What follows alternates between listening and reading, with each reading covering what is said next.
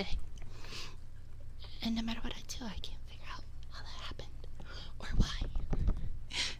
I just been cross-eyed out of nowhere. I didn't even think that was possible. I thought each eye, I thought the eyes were connected. I didn't think you could like if I go cross-eyed, it won't track it like that.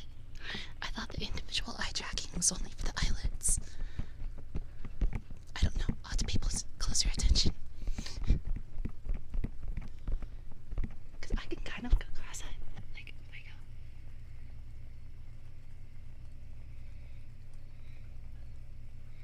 Did it do it on the model?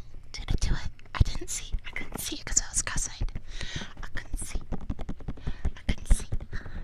I couldn't see.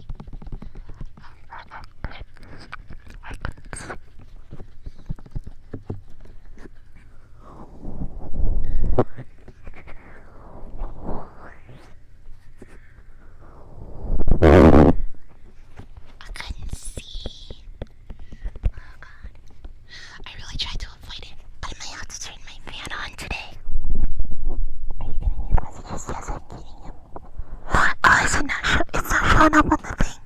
I can see the chat, but it's not showing up on the stream. Why has Twitch been doing this? Test.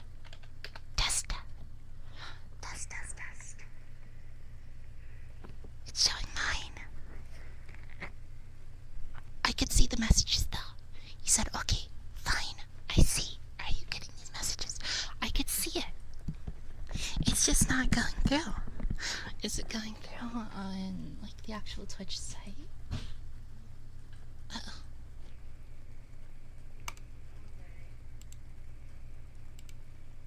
Sorry, my mom's downstairs. It looks like it's going through. It looks like it's going through. I don't know why. Why is it not showing up? Why is it not showing up? Stream elements. Stream elements, why are you doing this? Why are you doing this? I can always do pop-out chat. Copy the URL. I can do a browser source paste here. Oh, it covered me. No, don't block me. Oh, wait. No, it went over the background. Okay. It went over. We can see Twitch chat. I'll have to do another one for YouTube chat. I don't know why it's doing this. Width. We'll go what's half of 1920? What's half of 19? My brain not working. How long did it work, okay? Is it I think that works. That works. Can you see the chat? It's small. It's small. Go even thinner so we can go. Yeah. There we go. That's not bad. Then we'll have to turn off the other chat thingies. Chat. There. Okay. Okay. Now we have to go to YouTube. We have to get the thing there. Because you can do the pop-out chat. So you can get the chat. And its own little browser thingy. Oh! I can hear myself 3 times then. You can pop it out. And it gives you a little URL. And then you take that URL and you paste it into a browser source on OBS. Easy.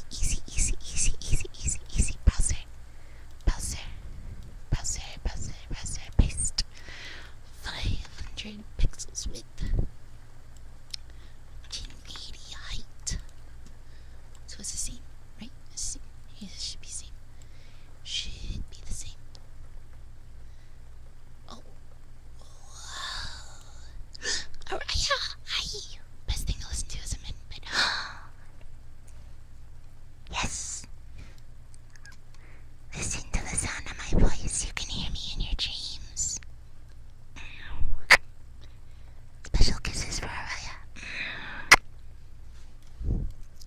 for Rusty Chat. Just Araya special.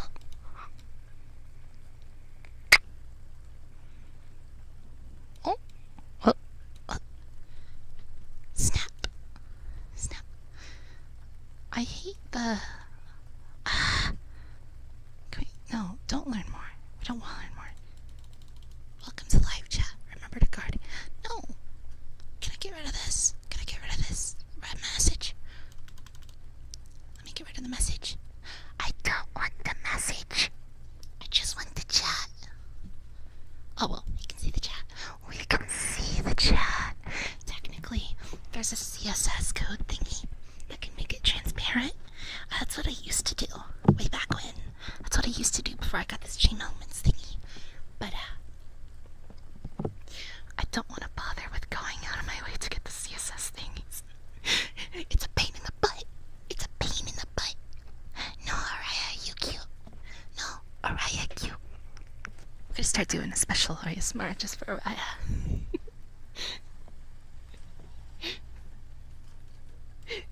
Sorry, chat. This is just for Araya now. The rest you can leave. This is just for Araya.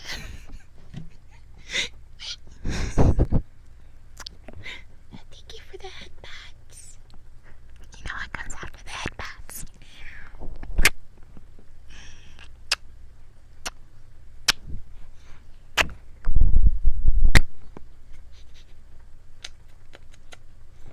I can speak inside of your brain too. Can you hear me?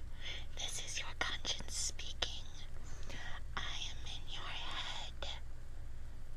Your conscience says, give all of your love to Yami. Yami deserves all of your love. Hand it over. I need your heart. Yami needs your heart. I'm your conscience. Yes, yes, that Yami person on the stream, who this is definitely not, needs your heart. You gotta take your heart. You gotta give it to Yami. This is your conscience speaking. Over and out. Goodbye, second now. Okay, good night, Araya. Sweet dreams.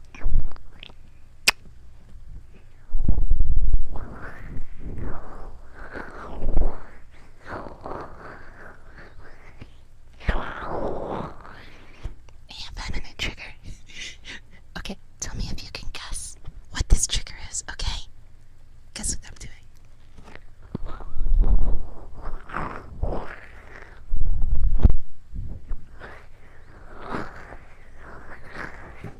You don't actually have to type it in chat, just guess in your head. What am I doing?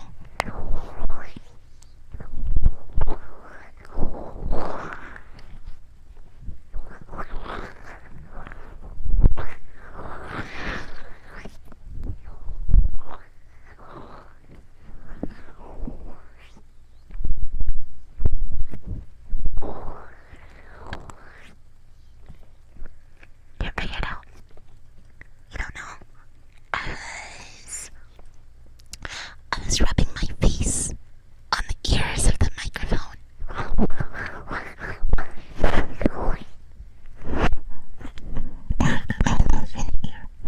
My nose is in there. I can smell the inside of your ear. I can smell you. I can smell your brain. I can smell your brain. Stinky brain. I'm trying to keep the burps down. Oh my god, oh my god, oh my god, oh my god. I forgot to turn off the sound alerts on Twitch. I forgot to turn them off. I forgot to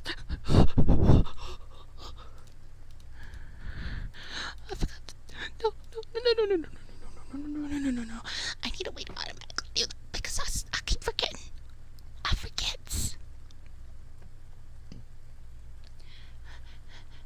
I forget stuff.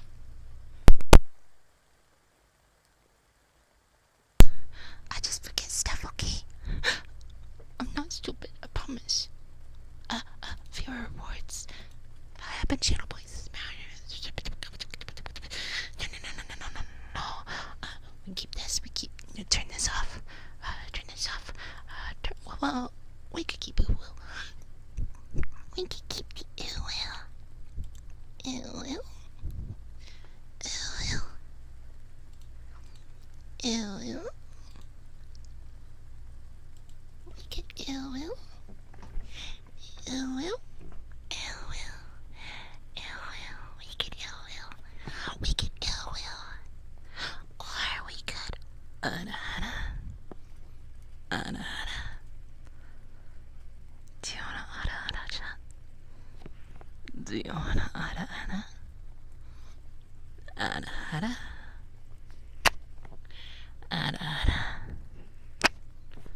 Ana. You're talking mad shit for someone in Ada distance. I can Ada you. Do you know what it means to get Ada?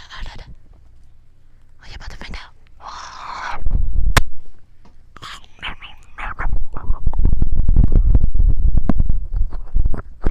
I don't know means either. I just eat your ear.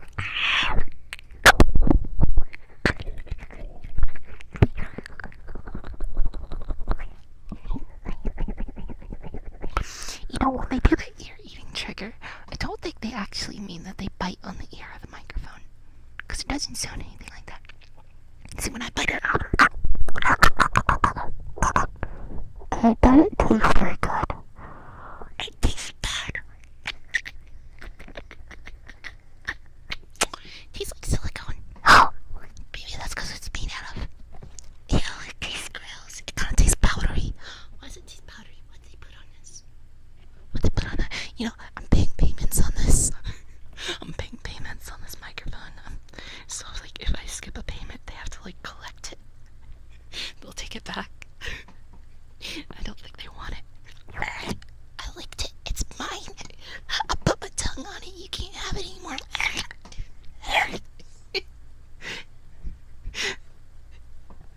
It's like how your little siblings will claim a cookie. They'll be like, I licked it. You can't have it anymore. You don't want it. It's mine.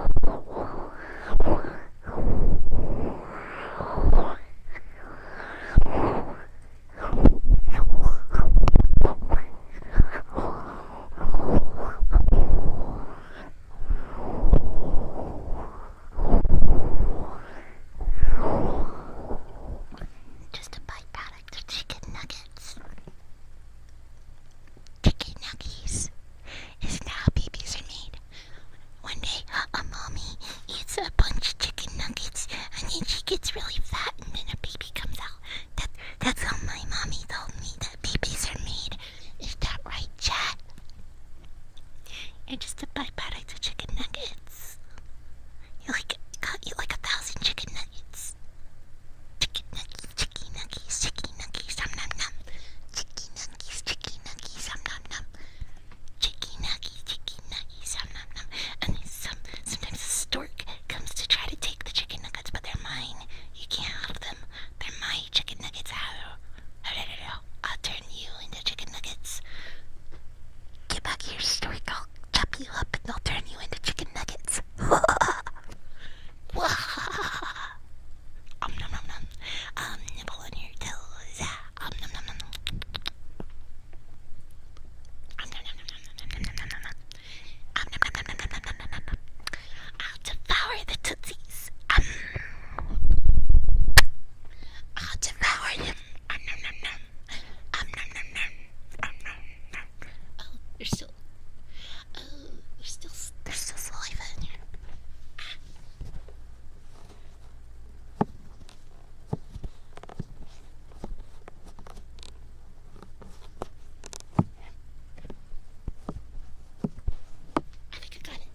I think I got it.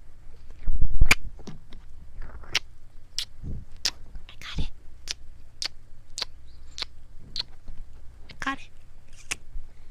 No more saliva. No more spit. It's all good. All good. Okay, spray. It's all gone.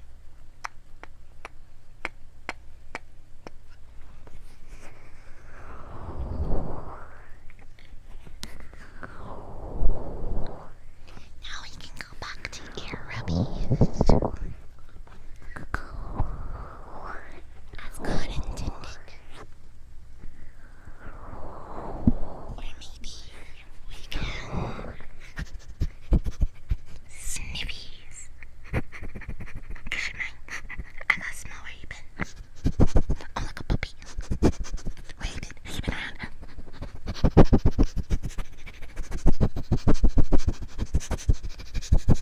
Do I smell? Do I smell?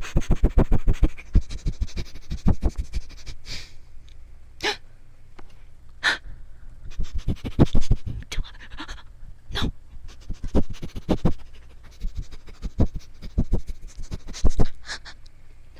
I smell. I smell. I smell. You've been around other streamers. You've been cheating on me with other streamers. I can smell them on you. You've been watching other people's streams. You've been going into other people's chats and doing their channel redeems. Using their emotes. How could you?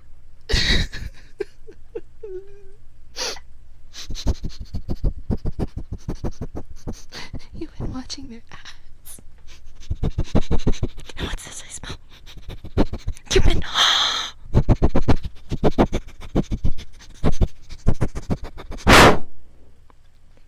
You subbed to them. Tier 3. I can't believe you. How could you?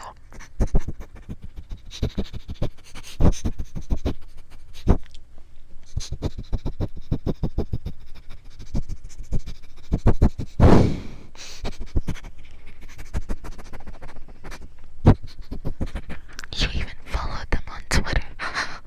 I can't believe this. The betrayal.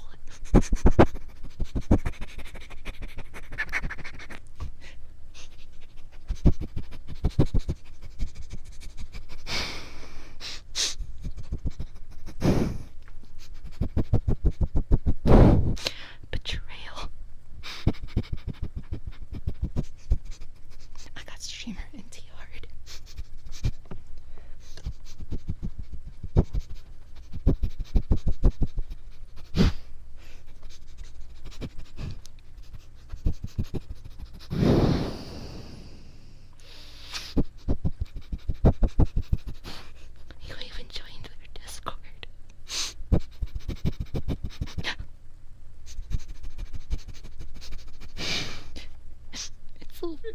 It's Jover. It's Jover.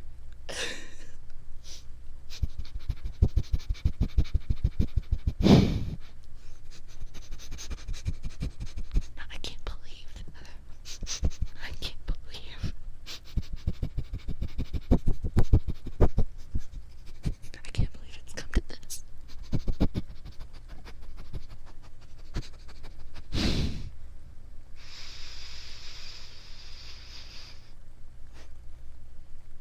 What, you thought you could hide it? You thought you could hide it from me? You thought I wouldn't know? What, do you think I'm stupid? Do you think I don't know? You think I wouldn't find out?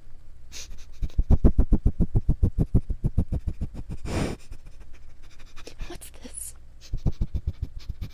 What's this? Is this a record?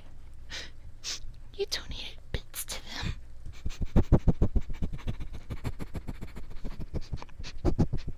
I can't believe you. Going out there and donating bits to other streamers.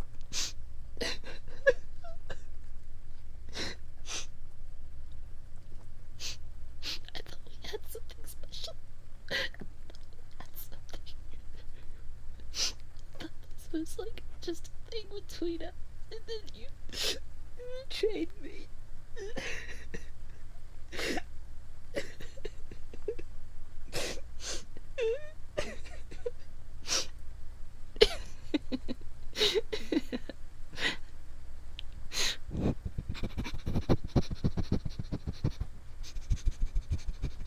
It's okay. It'll never happen again, right? It'll never happen again, right?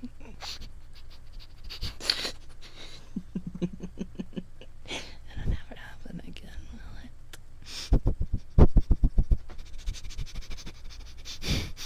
It'll never happen again. No, it won't. It won't happen again. Of course it will happen again. Because you're mine now. You're mine now, sweetheart. Yes, you are. You're mine.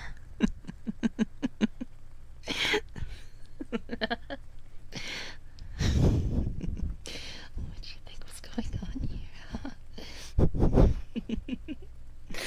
Oh, what did you think was going on?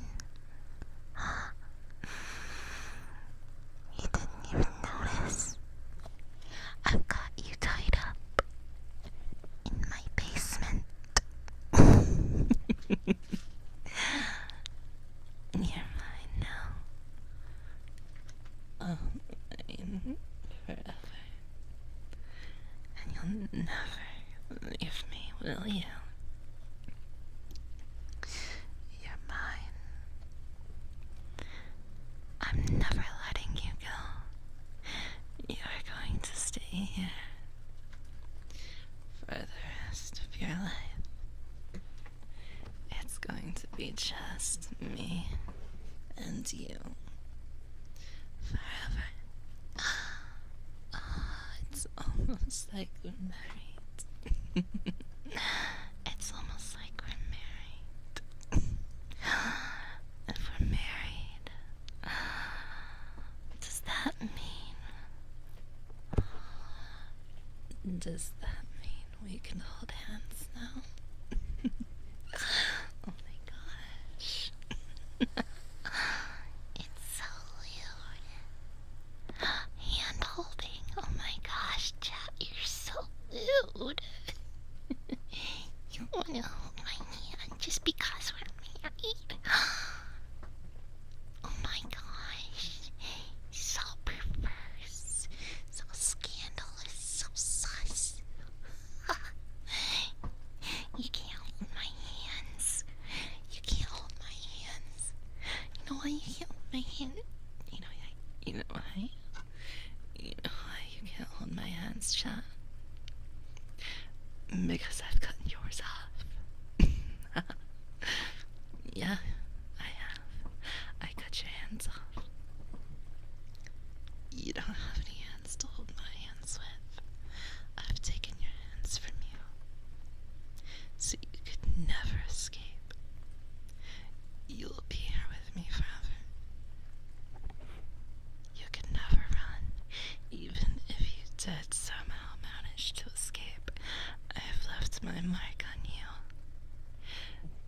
No one else could love you the way I do.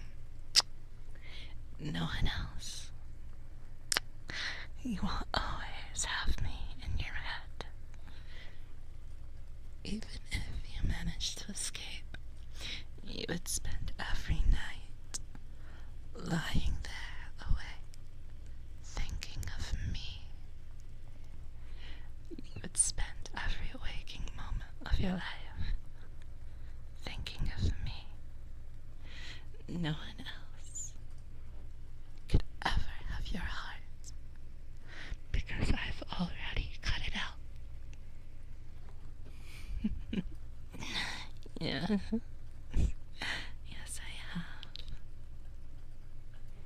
I've taken it all. It's all mine. It's all mine. You don't need anything or anyone else. All you need to do is sit there and be good for me. That's all you have to do. Just sit there and be a good child. You don't need your eyes. You don't need your hands. You don't need your heart. You don't need anything but your ears. So you can just sit there and listen to me for the rest of your life. How does that sound? Not that it matters. Not that your opinion matters.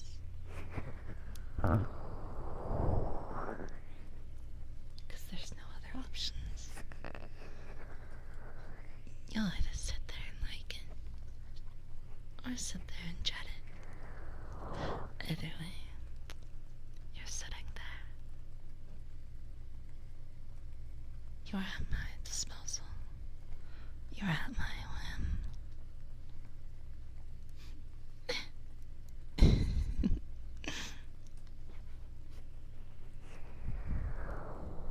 Huh. Did you think I didn't have it in me? Because I always put on the cutesy act. Because I'm always so silly. Because I'm always just being a big stinker. I'm always like, oh, burp. You didn't think I could be like this? You didn't think I had this in me, did you? You thought I was just so silly. And I just played around all the time. You didn't think I could do this, could you?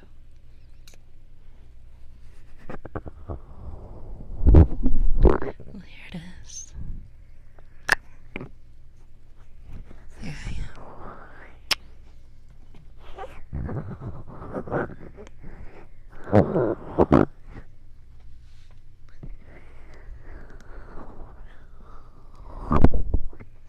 And I'm not going anywhere.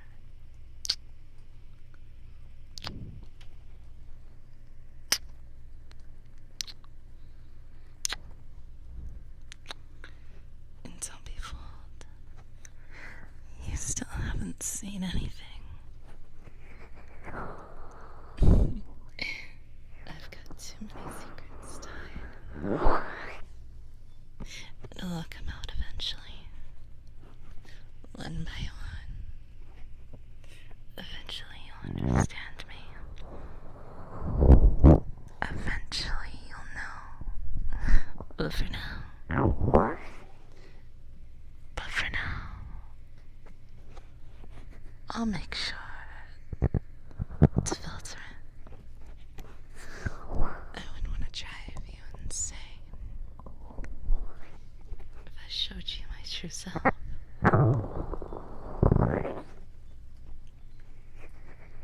If I showed you what I really am.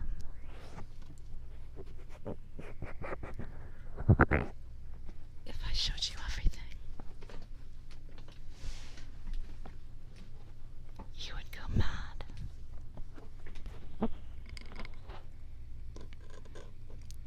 When you peer into the abyss,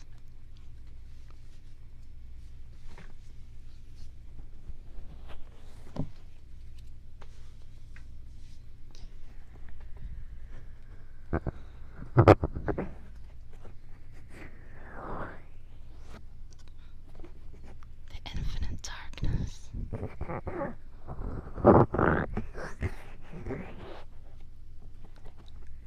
When you gaze down into the eternal void, and you realize just what eternity means.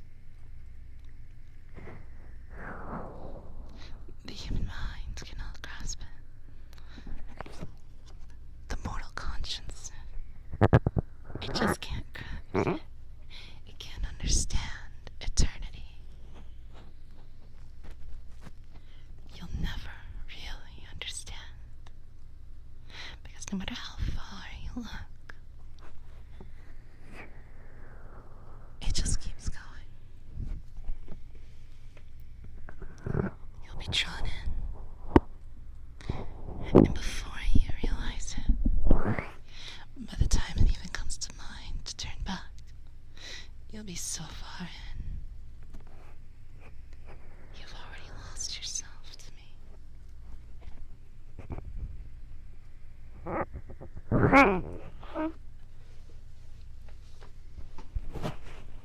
You'll be so deep in.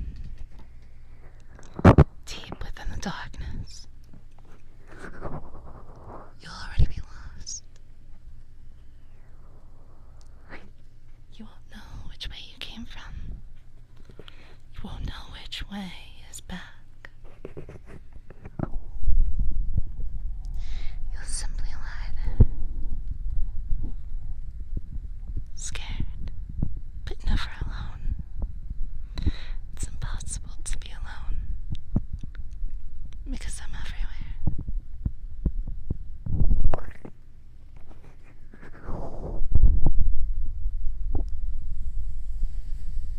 You could never run from me. You could never hide from me. I am the darkness. I am every shadow. I fill the space between the stars. I fill the earth. I am the space inside of you. Where there is nothing else, there is me.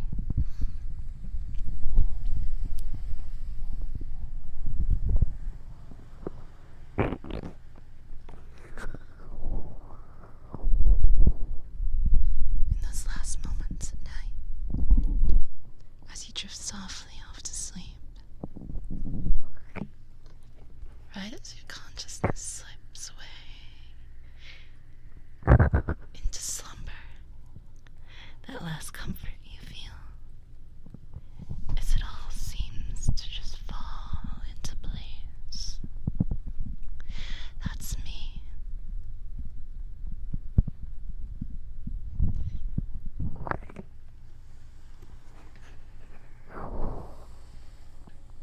When you gaze up at the night sky and you ponder the stars,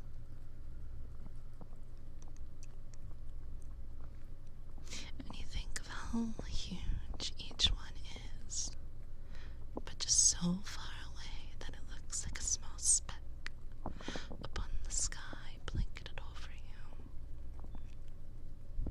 you. What you seem to forget is that even the stars, in the grand scheme of it all, are only a small little portion compared to the infinite darkness that pervades the universe.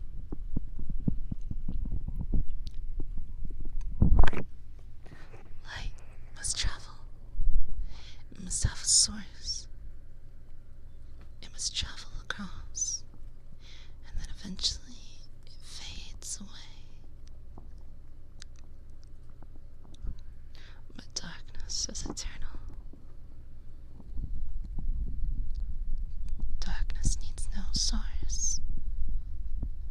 not travel.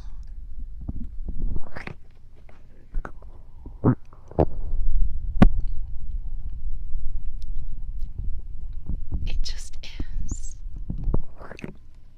I just am.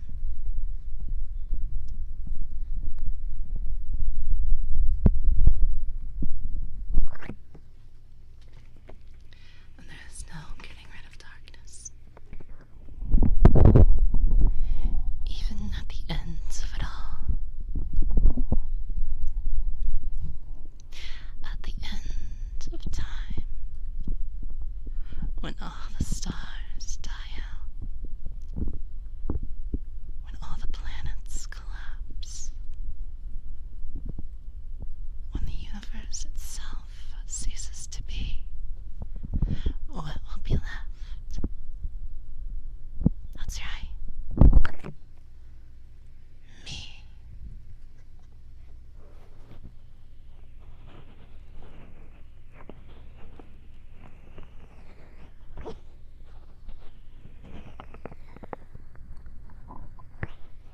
Even the gods cannot be rid of me. They created light and hoped to banish me away. And yet here I am. I've not gone anywhere. Even if he somehow managed to fill all of creation with light. Light is temporary. Eventually it will fade. Eventually it will disperse. And what will be there when it goes? That's right. Me.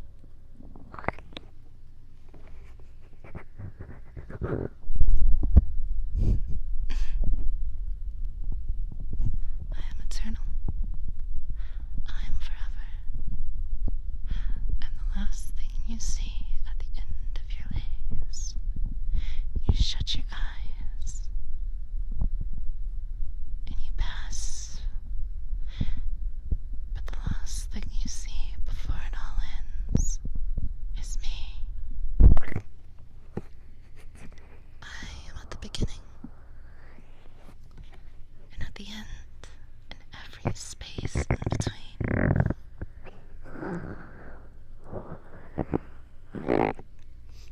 I'm your greatest fear.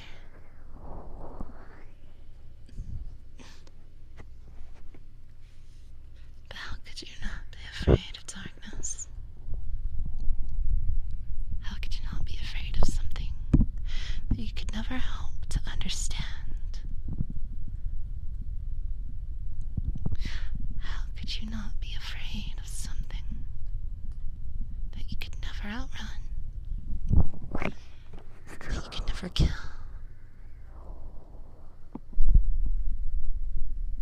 No weapon devisable by humanity could ever seek to harm darkness.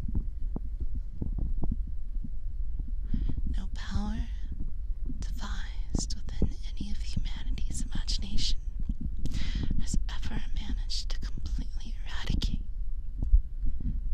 darkness.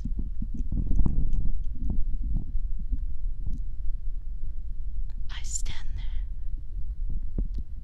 poking at the edge of the human psyche, an eternal enemy.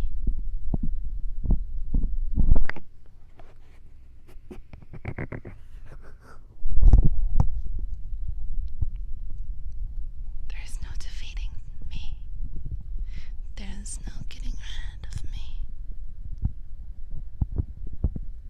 Which is why you're trapped. Which is why you'll never escape.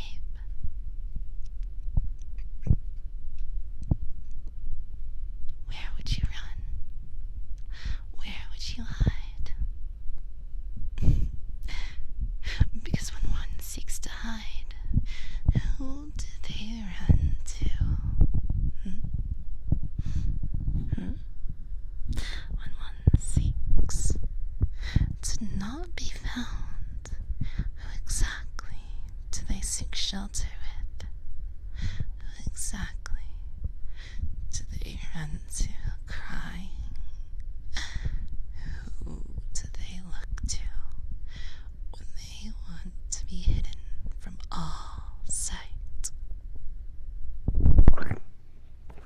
That's right. Me. The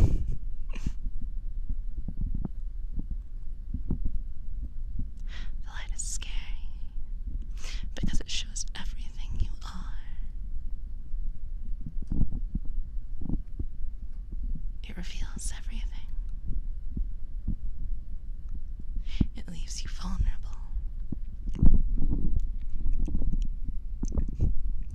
But darkness is different.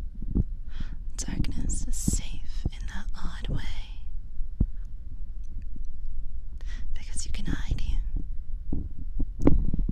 You can remain unnoticed, unperceived.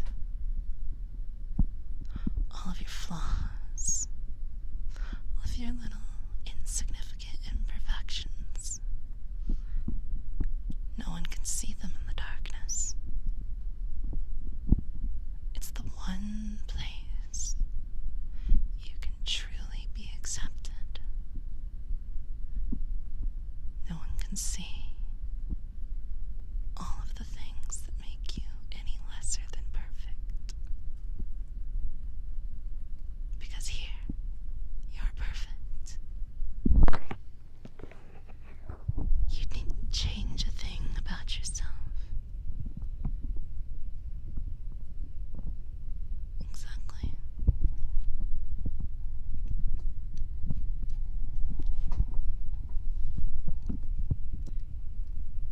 You're fine just the way you are.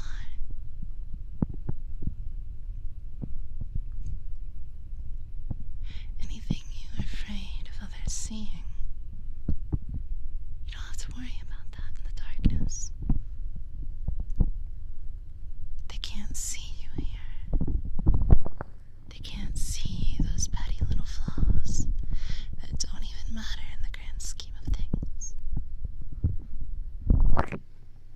All those little things that bother you, they don't exist here.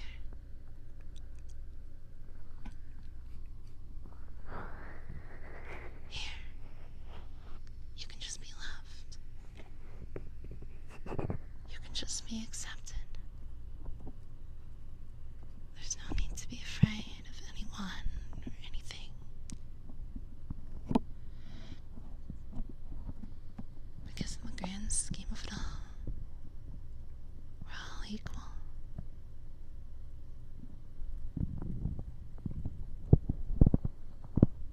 In the grand scheme of this massive universe, we're not even specks of dust. So why do all those little petty things matter? When there's stars exploding in the sky, galaxies forming as we speak, so many wonders throughout the universe, and we worry about such tiny little things, all because someone else says we have to. But you don't have to worry about those things here.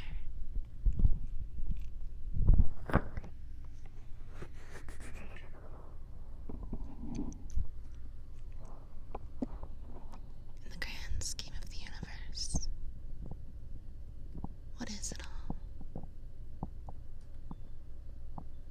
What's even the point of worrying about it, right? You can just give in to the darkness and let it all go. There's no money, no food, no water, no resources to be found or lack thereof. There's no war, there's no fear. You just give it all away. Just close your eyes and drift off. And let me take care of you.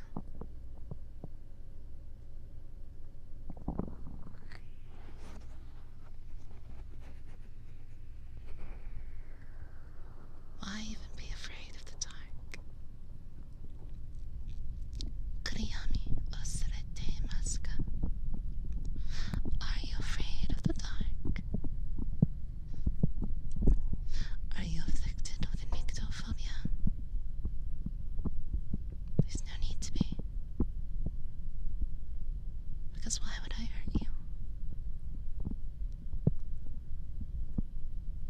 would I harm a hair on your head, when instead I could just hold you close like this.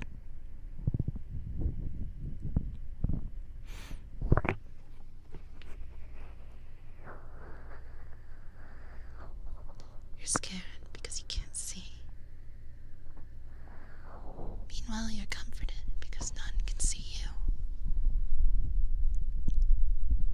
You're scared because you don't know, but comforted because no one else does either.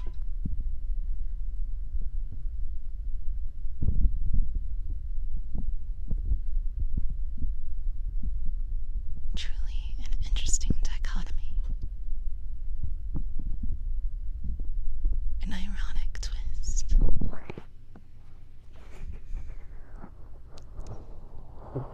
A true equilibrium between fear and comfort.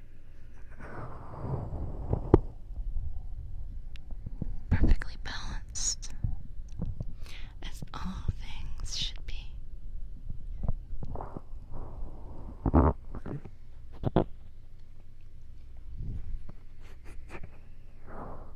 Isn't it funny?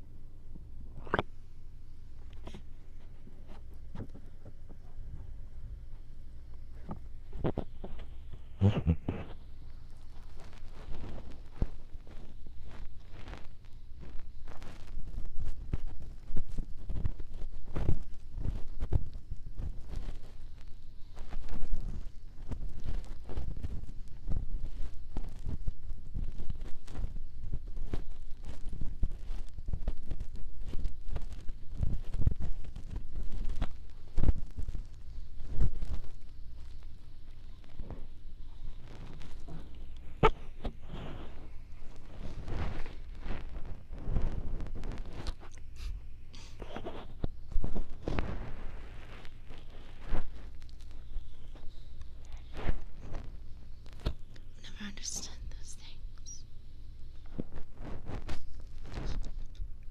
Immortals in your small little lifespans. And you've only got so many years, and you spend so much of it worrying.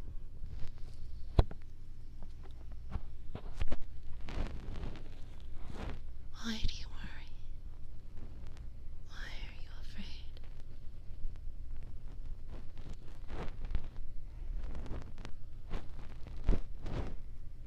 If it's something you can change, there's no need to worry.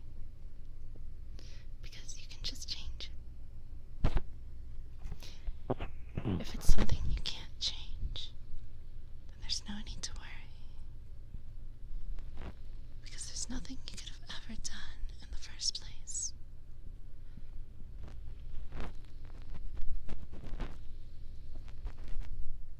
You could chalk it up to fate, to destiny, the will of whatever God you believe in.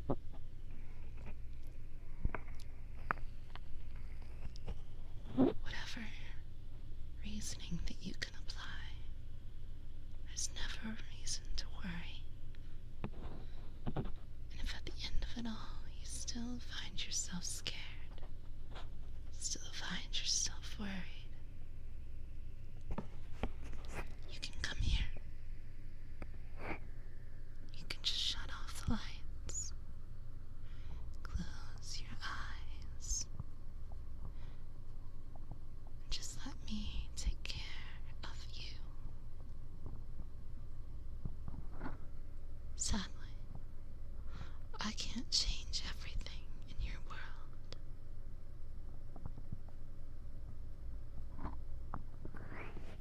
I don't understand mortal politics. They change so quickly, in the blink of an eye. I lose track so easily.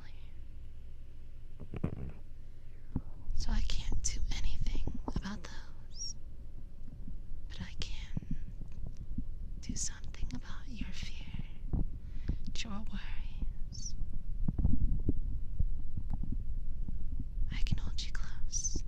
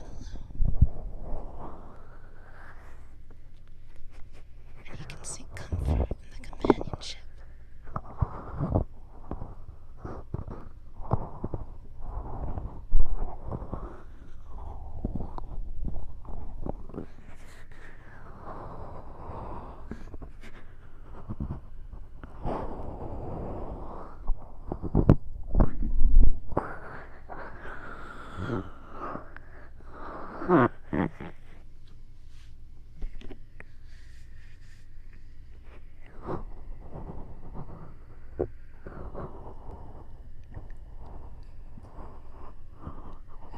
does it scare you when I'm like this? When I show you my more serious side? Does it frighten you to know that I'm more than you thought?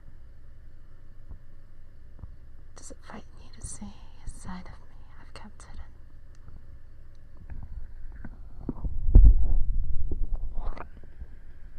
Does it unease you to know that the steady little streamer is actually a bit more serious?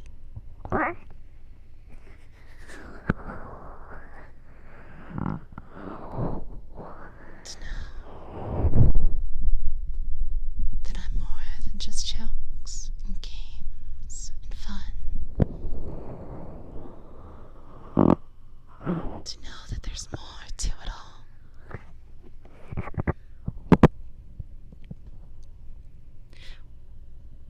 Would you rather me be that silly little Cooper that you've known me to be?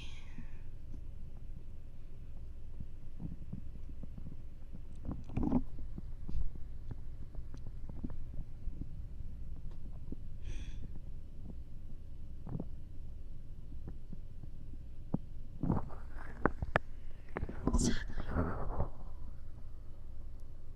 I can't change who I am.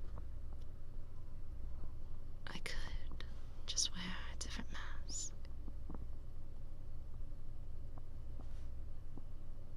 Even this one is a mask.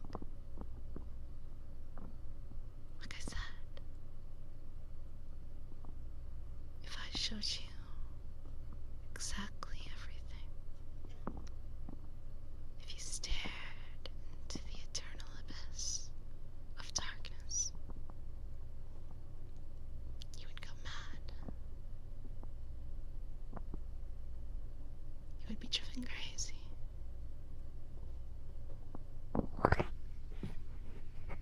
So I hide it. Because I don't want you to be crazy. Thank you.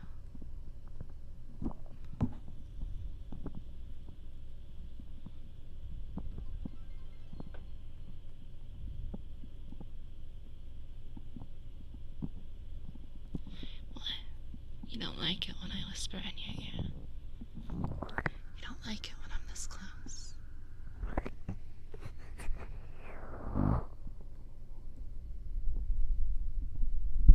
Sadly, I'm always here.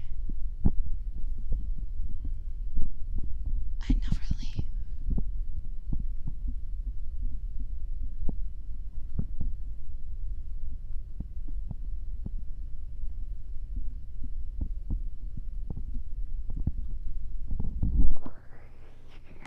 Don't worry.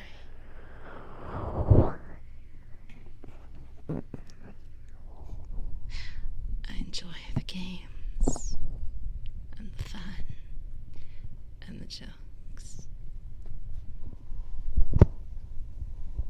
I enjoy playing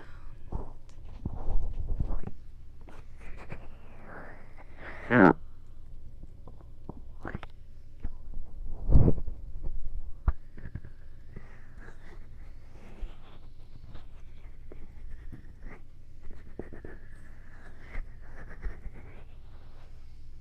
But it's okay.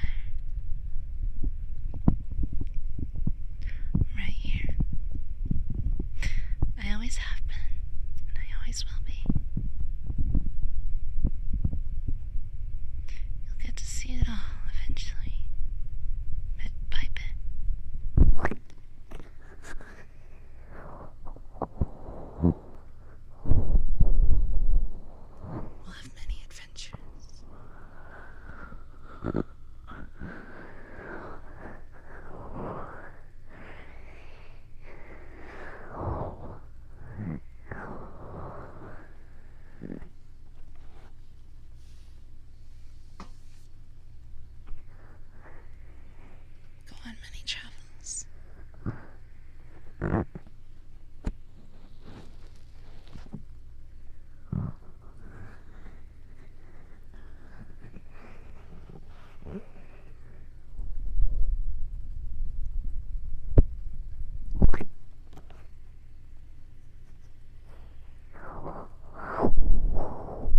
nothing we won't do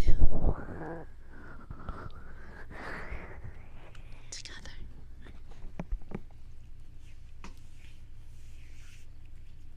I've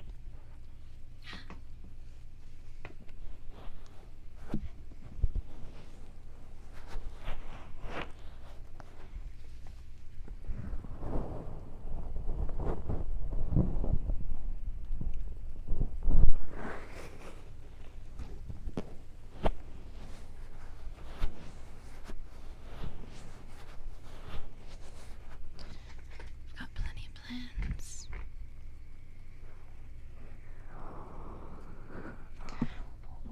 Plenty of things in mind for you and I.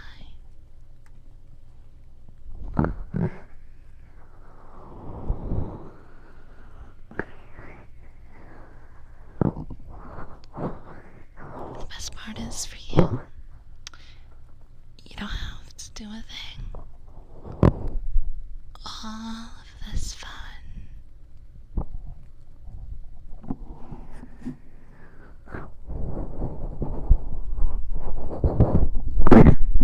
comes at no price or effort to you.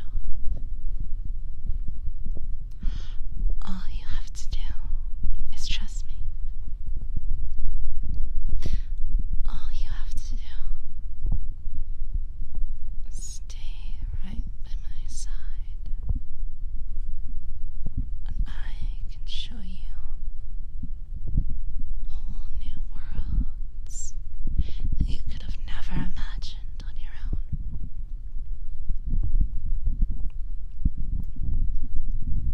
And all I ask in return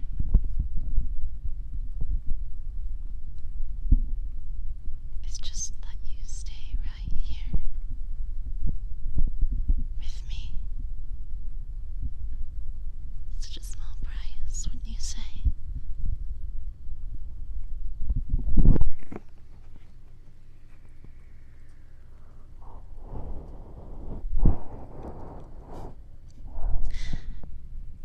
I'd say it's fair trade.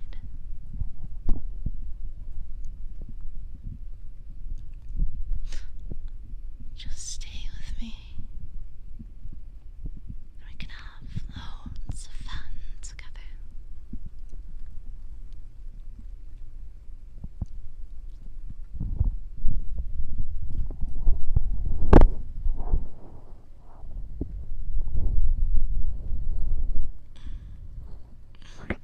Of course, I've got so many plans, so many ideas, so many projects.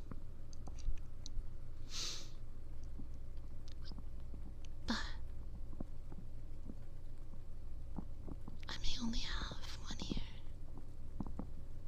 but it is quite the good ear, you see. It's more than enough to listen with. If ever you had something in mind that you wanted to do,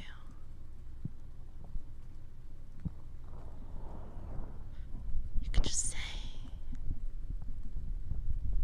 got all the time in the world.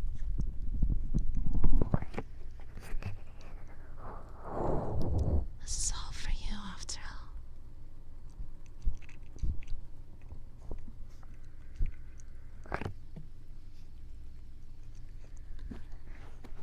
I'm doing this all for you. So it's all whatever you want. And if there's something you want, it's so simple. You just have to say it. It really is that easy. It's the easiest thing you'll ever do in your life.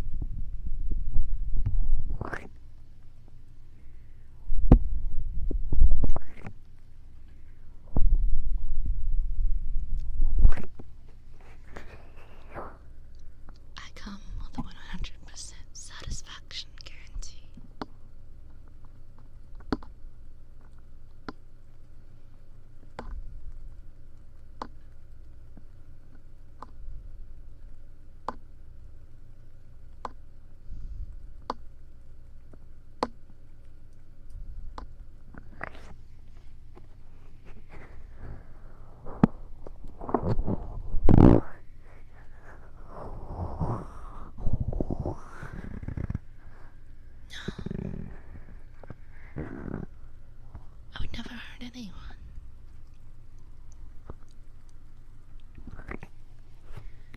I would never harm a soul. Such things are beneath me. Harming others and laughing at their pain. It's a barbarian method. It's an entertainment for fools.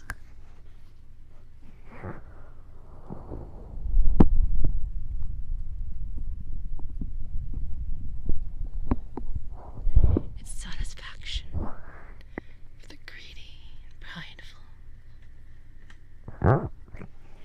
For those who cannot see beyond their own means. I've seen too much to be in that mindset. How could I ever cause pain when I know what it's like to feel it?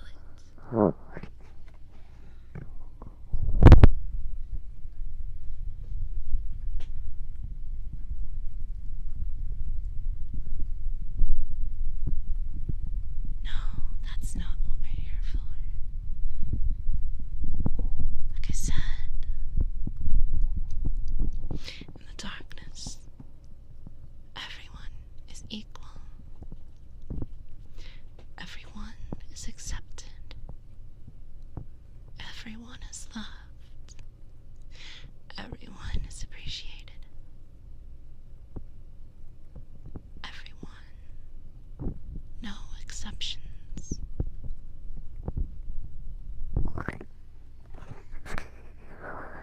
Ridicule and hate have no place here.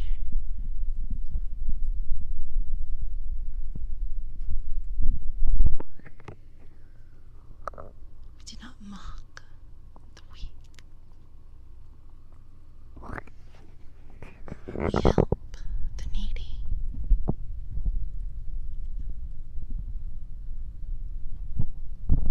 We do not harm.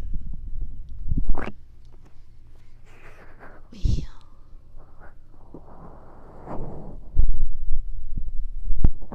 We do not hate. We love.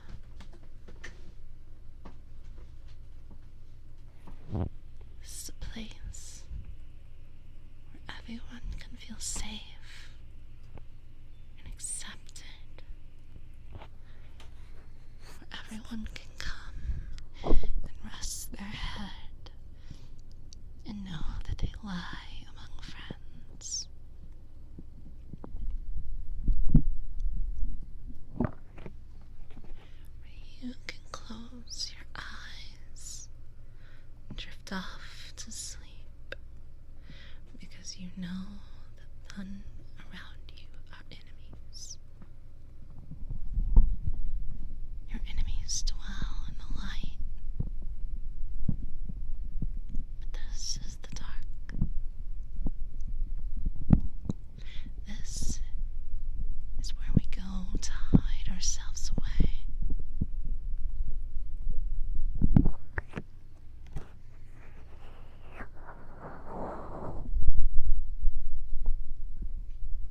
And just be ourselves.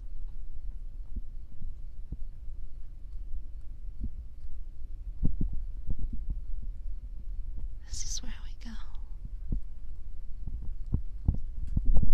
to love and cherish one another as we do ourselves, and know that we will get that treatment in kind.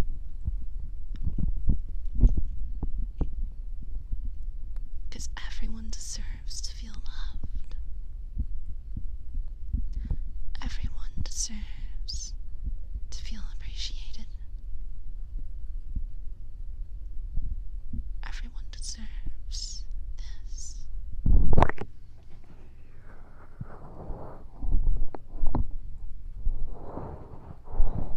Everyone deserves to lay their head down at night and let their worries wash away. Comfort does not discriminate.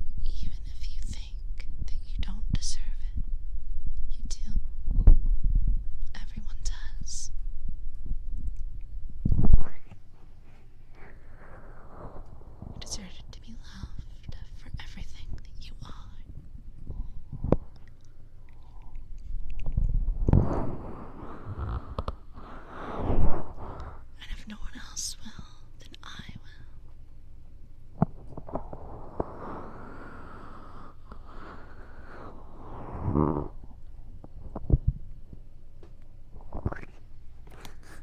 deserve to be accepted.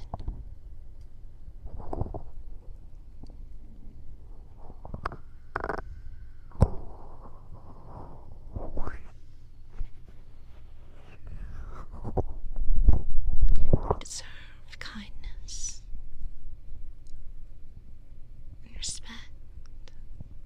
You deserve to be cared for.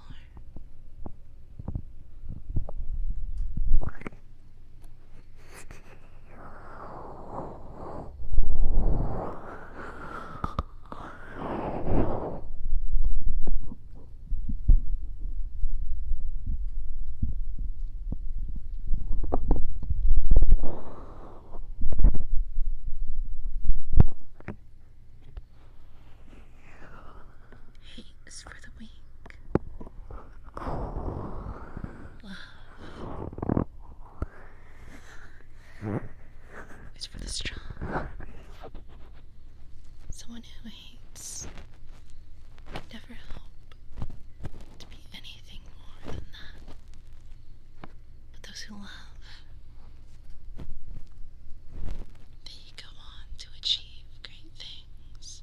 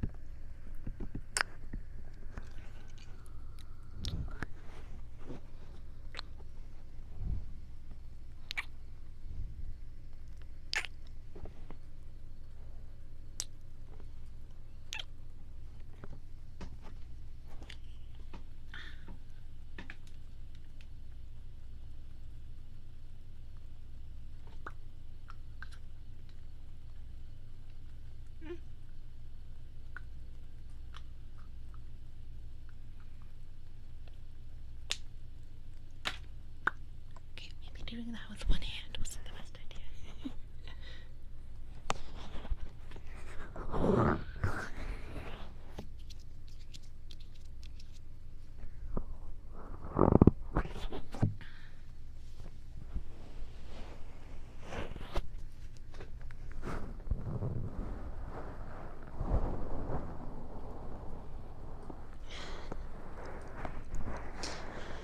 Thank you for being here.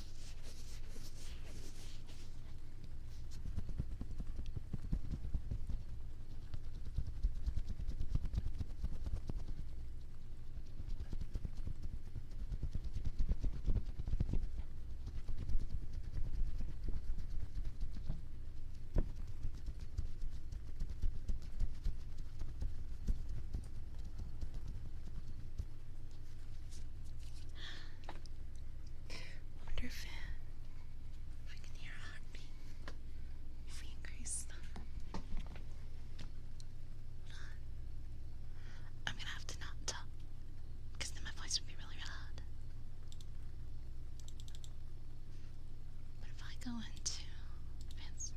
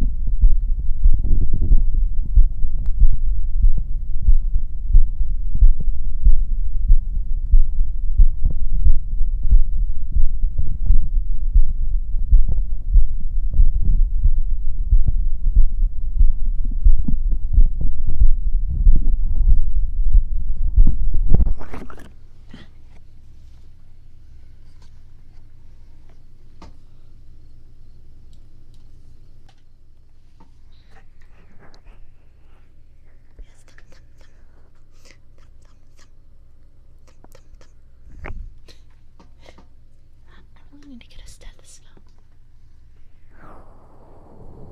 so I can do that sugar better. I thought about it a long time ago. Back when I did the doctor roleplay ASMR. Oh my god, that was forever ago. That was like one of my first videos, I think. I think that was actually my second ASMR video.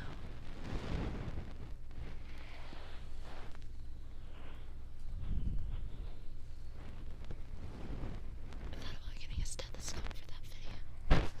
I decided not to. Because the way that I did my setup, it would have been very awkward.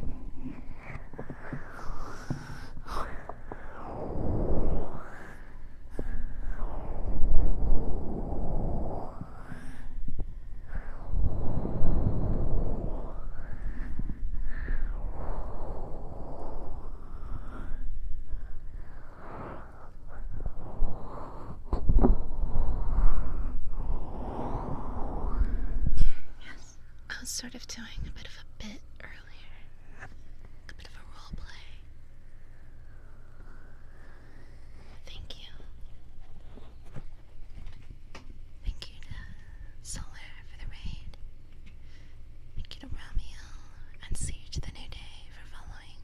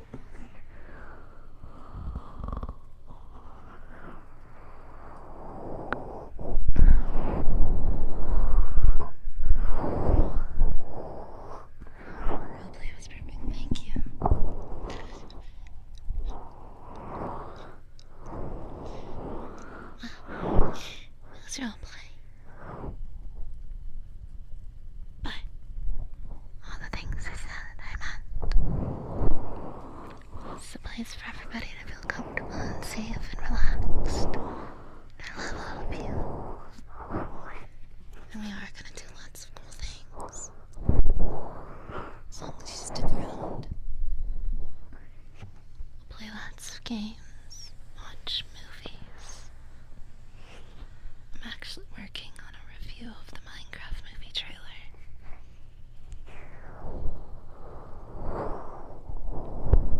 I talk a bit about the casts. I'm a bit disappointed that they'd made the cast like a physical creature. I was always under the impression it was a ghost.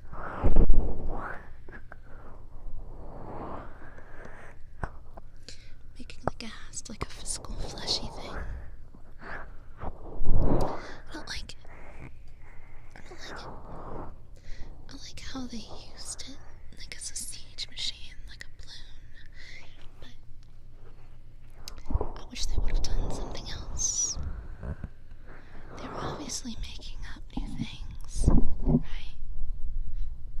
Like for the movie, they had that like double bucket with the chain. They could have made up a blimp. You know what would have been really fun? They should have had the piglins riding in on a redstone flying machine. Imagine how funny that would have been.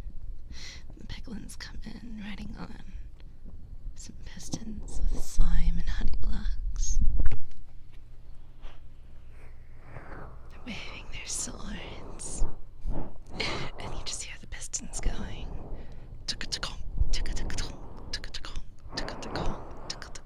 Oh wait, no.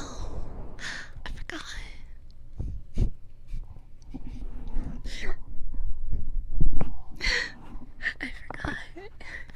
They changed the piston sound, didn't they? They changed that not too long ago. Oh my god. I've forgotten what it sounds like.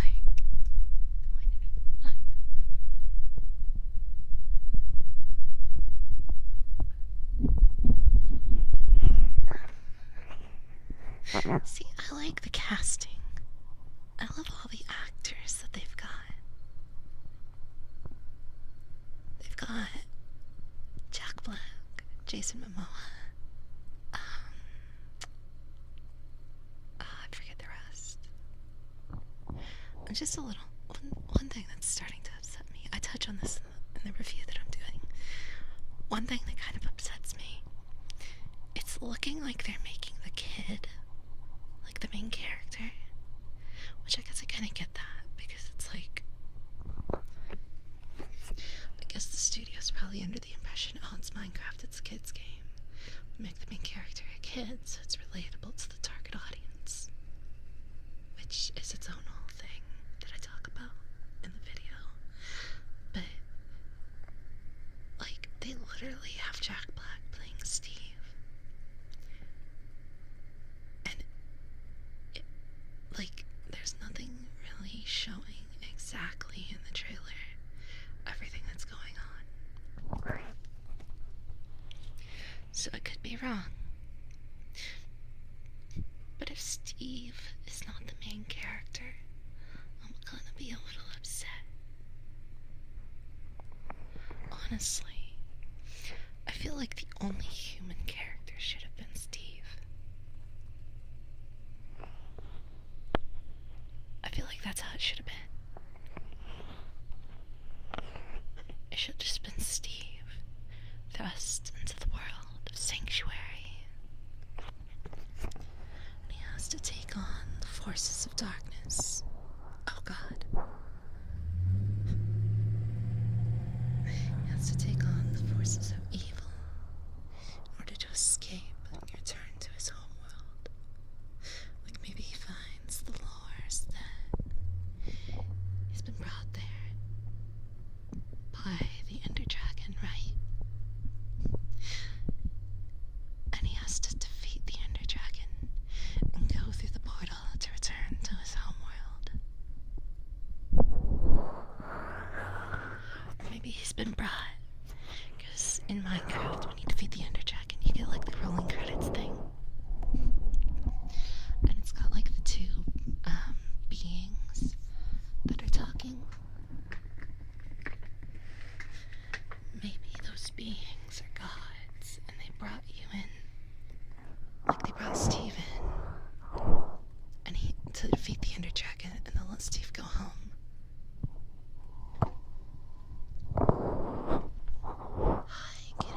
So, you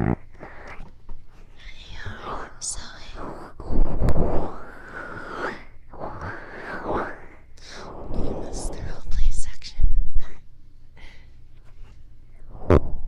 Yeah. It's just, don't get me wrong, I think that a Minecraft movie should be for the entire family.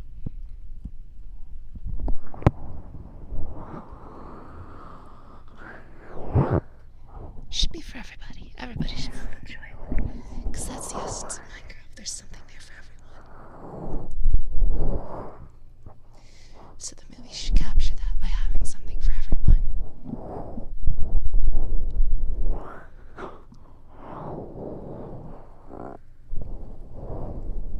But I think that the target audience should be people like my age, which sounds like I'm being selfish. But I'm saying, like, people my age and roundabouts there. We grew up with Minecraft. Minecraft was there when we were little.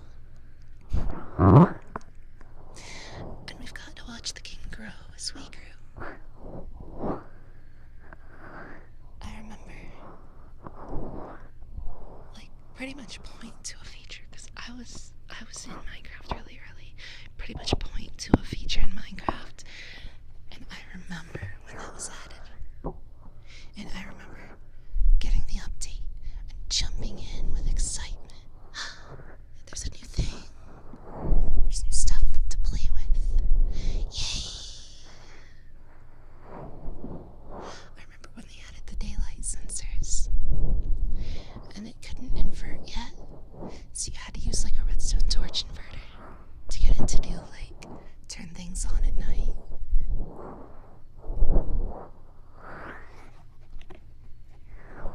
And turn it off during the day. And I remember thinking like, oh, I wish there was like there's like a daylight sensor. What if there's like a darkness sensor too? Or maybe you can switch them. But at the same time, like, it's Minecraft, they make you work for a lot of these things. I guess I get not including that. And then not long after, they made the daylight sensor where you can invert it. And I was like, oh my god, they did the thing. Hell yeah.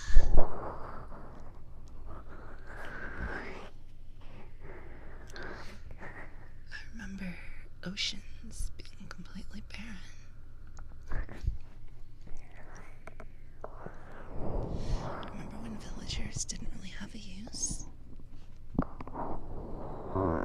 You would go through villages and you would kind of just like kill all the villagers and take their stuff because they didn't have anything to them.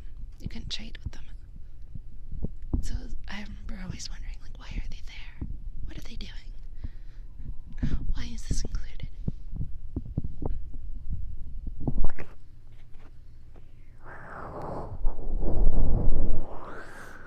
But it's just like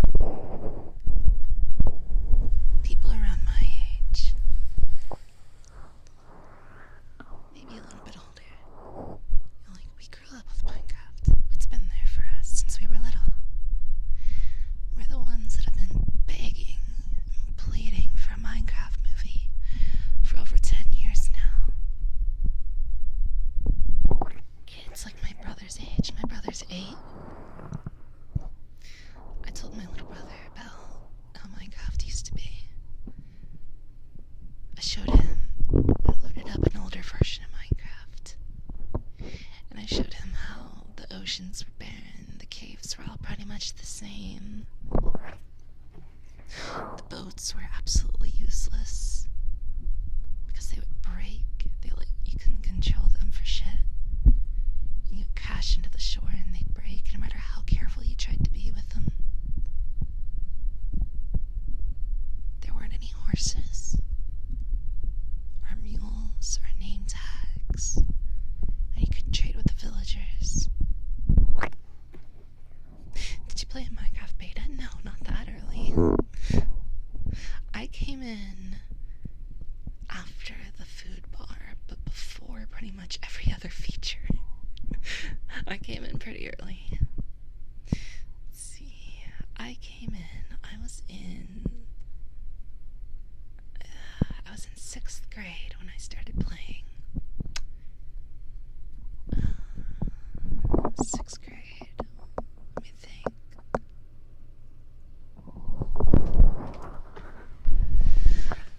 Because I started kindergarten at 5, so 7, 8, 9, 10. I was 11. So it would have been 2012 when I started playing.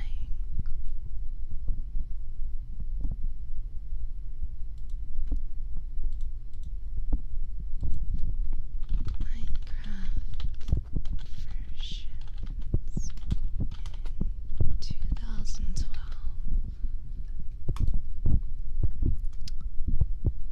Oh, I'm an adult, yes. 2012. So I was in somewhere around, it would have been early 2012.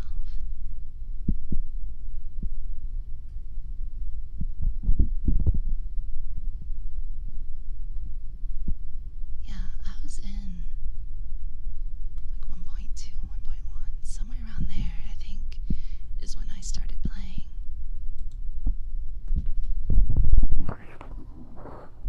I came in pretty early. I've literally been with Minecraft since almost the beginning.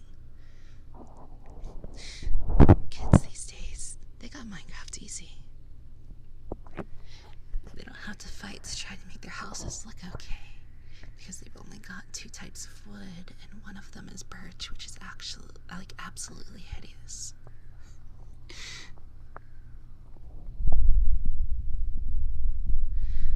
I had the big update. I think 1.4 was one of the biggest. I think 1.4, wasn't that the redstone update? I think it was the redstone update. Pretty scary update. Redstone update was 1.5. I was close. Yeah, I came in somewhere around 1.2, 1.3, somewhere in there. But yeah, when I started, it was before you could trade with villagers. And they added in trading with villagers. And I was like, 1.4 was when enchantments started. I was here before the enchantments.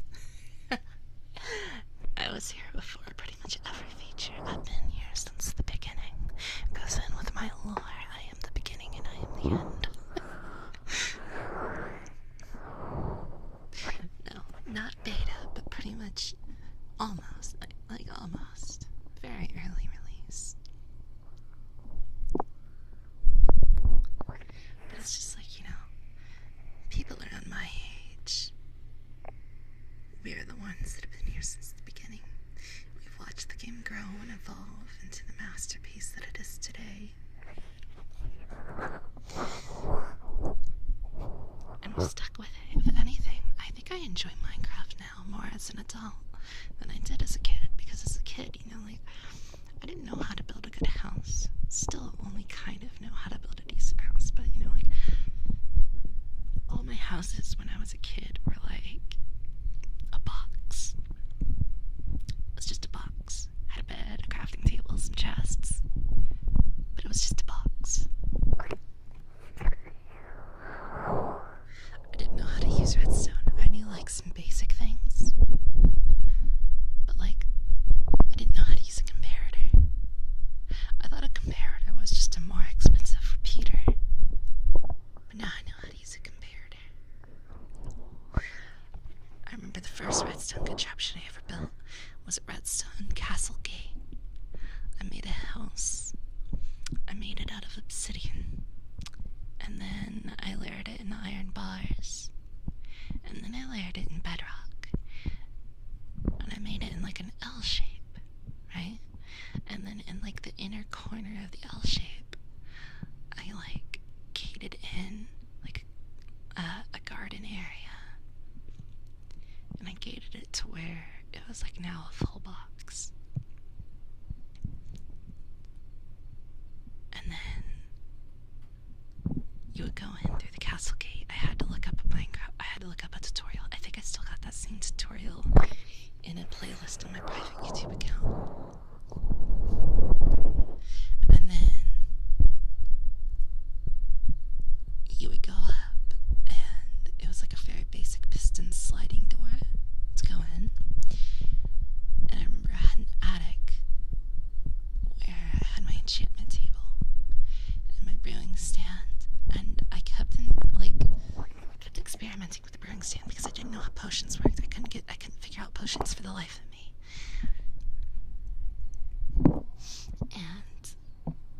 I went and defeated the Ender Dragon. And I brought the egg back and I put it in a chest in that, like, attic area. Because I was afraid if I just placed it down somewhere, it would teleport away. Because I didn't know how the dragon egg worked then. And I completely forgot that I had the dragon egg in the chest. And congrats. Oh no, I was on creative mode. I was on creative mode. I didn't do any of this in survival mode. I didn't play in survival mode. But I forgot I had the dragon egg in a chest. And I decided to experiment with explosives. And I went to show my cousin. I was like, look, my house is made of bedrock and obsidian. It can't explode. All the stuff inside is so safe. Look, I'll put TNT on the roof, and it won't hurt the house one bit. Well, apparently, the way explosions worked, I don't know if they still work this way, but the way explosions worked then, they might not harm a block, but they could harm the block on the other side of the block they can't harm. So I blew up the chest that had the dragon egg in it. And I was so pissed.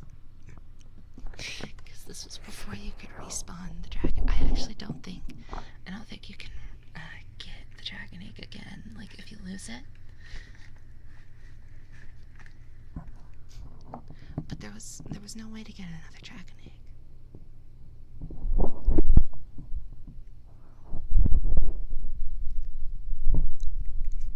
So I was like, no! The one special item. Because I don't think the dragon egg was available in the creative menu. And I'm sure you could have spawned it in with commands. But it was on the Xbox 360 version. And I could not figure out how to use commands on the Xbox 360 version. I don't even think you could. I remember seeing a thing where, if you press both bumpers and both triggers at the same time, it would open up the console or something like that. But no matter how many times I tried it, it wouldn't work. So, hi Burrito. Thank you for the lurk. So yeah. That wasn't my first Minecraft world, though. My first Minecraft world, I built a treehouse, and I, kept building upwards. And I made it, every room had a gimmick. And I remember one of the rooms was just completely built out of glowstone. And I called it the party room. I don't know why.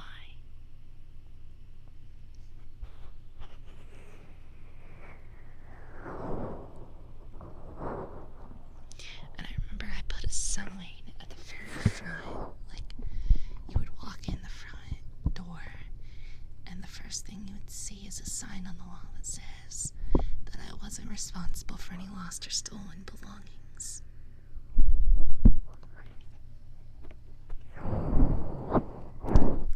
I was a smarmy asshole even as a little kid.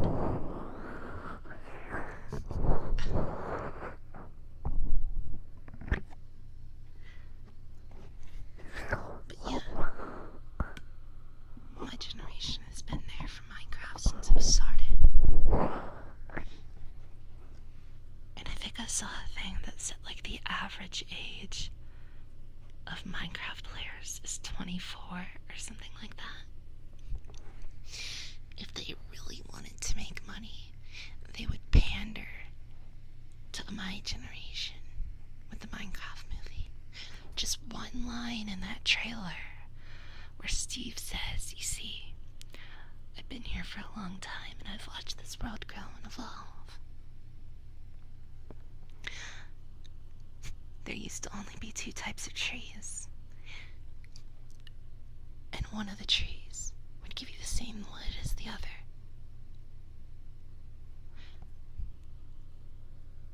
Just one line like that. And they would have instantly captured the hearts of millions with that little trailer. Just one nod to the early struggles of Minecraft. pre 2.0 era. That's all it would have taken.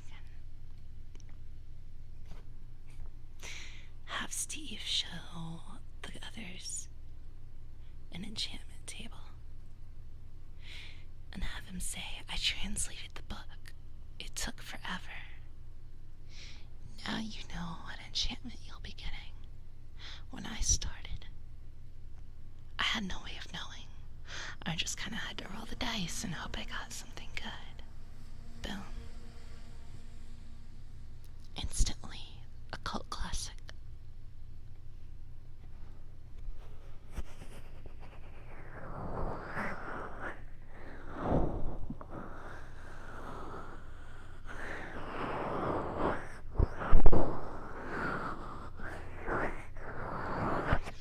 One line where he says how these villagers didn't know how to build boats for shit. One little bump into the shore and they'd shatter into a million pieces. I taught them how to make better boats. Now you can control them better, and they don't smash into a million pieces when you bump into the shore. Boom. Everybody would have loved the trailer. Any one of these lines would work. And ask a classmate how the crafting system worked. Yeah. I don't think there was always a crafting book. I think there was a point where you kind of just had to remember the crafting recipes.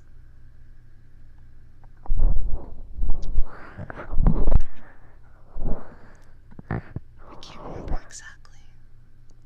I remember crafting used to not be as straightforward as it is now.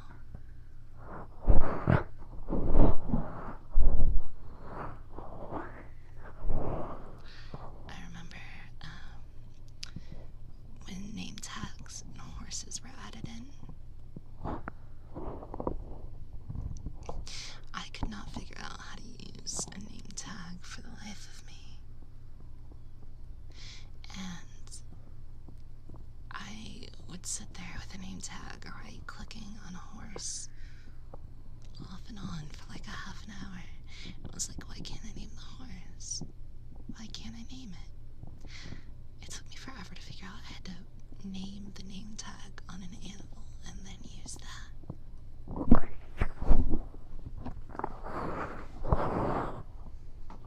Waiting for the Herobrine reveal. One little frame. It literally could have been one frame where they make Steve's eyes glow white in the trailer. Boom. Everybody would have loved it. All the ugly sheep, nobody would have cared. They would have been like, ah, Herobrine confirmed. Or like, you know how they do like the credits and stuff. They should like, here's all the companies that are producing this. Here's like the starring actors.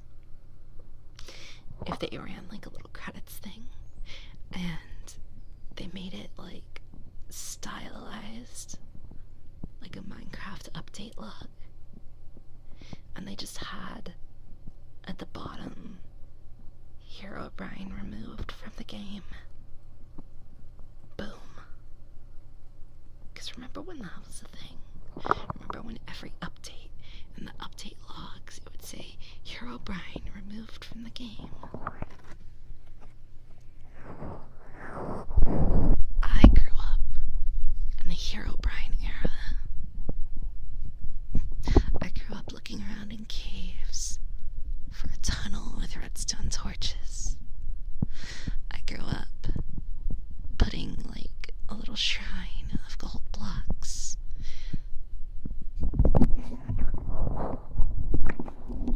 Put another hack on top of it. Put a redstone torch on the corners of the blocks. Light the netherrack on fire. Write Herobrine in a book. Throw the book into the fire, and then Herobrine would spawn. Make a nether portal, but instead of obsidian, you make it out of glowstone. Then you pour water in, and you get to go to heaven instead of the nether.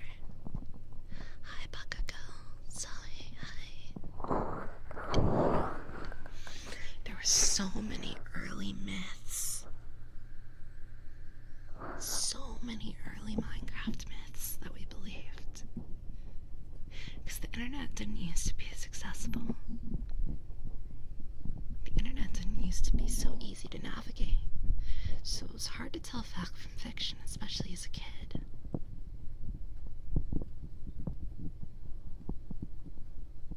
So it's like, they could have just nodded to any of the old Minecraft myths. It didn't even have to be a main fiction, like the main feature.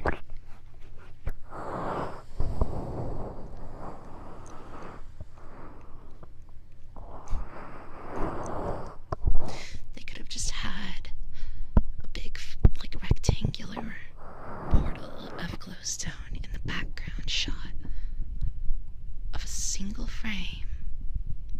And voila. Everybody would have been going fucking nuts over the Minecraft movie trailer. Thanks for noticing me. Most people don't. That's okay. I'll notice you here. Thank you for coming to the stream.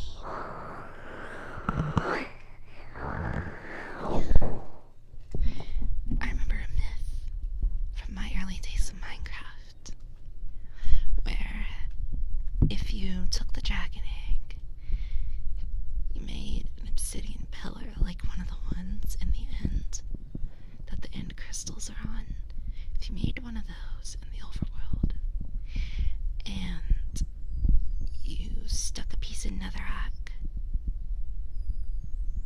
and lit it on fire and then stuck the dragon egg on top of that, it would hatch a dragon that you could tame and ride around.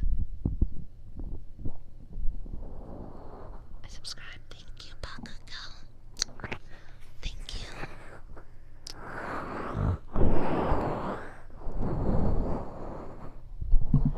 The early days of Minecraft were so fun. Like, I have fun with the game now. More than I ever did as a kid because I understand the game better. But in the early days of Minecraft, it was like the Wild West. There were still so many secrets. People were so unsure of what all the game had. People were always looking to see if there was something new. And this was back when mods weren't really all that easy to download. Like now you can use CurseForge or Nexus Mods or ModRent. Any random kid that knows how to use a computer can download mods. When I was a kid, it wasn't that easy. I don't even know how you downloaded mods back then. I still don't know. But it wasn't easy. It definitely wasn't something that you could just ask somebody to set up for you. But you'd see YouTube videos of people playing Minecraft with mods, and they wouldn't say that it's a mod because mods weren't acceptable. Like, they weren't accessible, right? To kids especially. And a lot of the YouTube videos, they would target kids and they would have a mod and they would be like,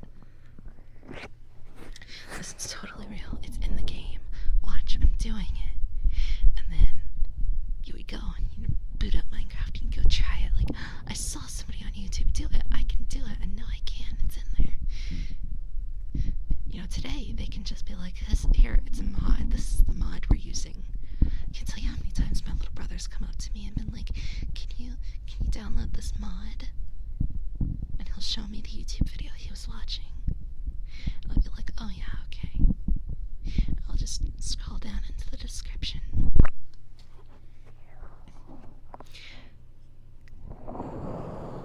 Just scroll down into the description, click on the link to the mod, because everybody usually includes them.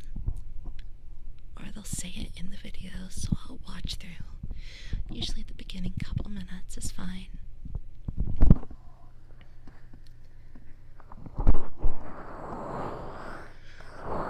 And then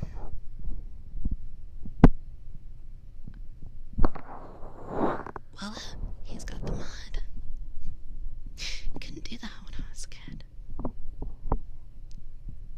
I think because mods were so hard to download. I think the YouTubers' mindsets back then was probably, if I tell them it's a mod and that they have to download it, they'll know that they can't get it because they don't know how and their parents don't know how, so it's just pointless to even say it. So if I say that it's a mod that they can't have, they won't want to watch the video.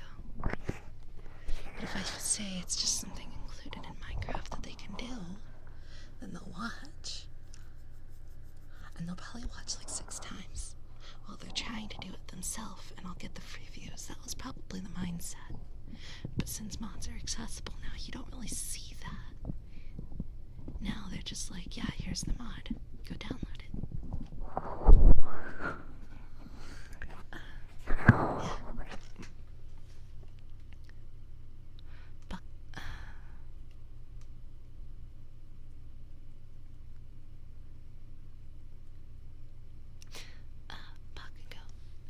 I make a lot of different types of videos. I mostly do live streaming. I do games. Do a lot of games. I do ASMR. I try to make sure I do ASMR at least once a week. Sometimes I do more. Sometimes I forget. I'm sorry. I'm currently doing a few series. I'm doing Valheim, Hollow Knight, Elden Ring.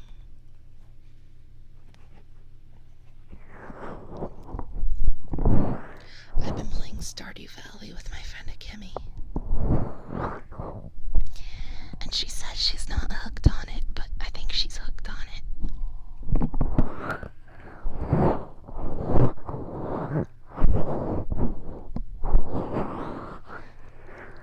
I'm having a lot of fun with Stardew Valley. I need to text Akemi after this and ask her what she wants to play next. How was your day? My day was blah. I had to go to work. Factory jobs are not fun.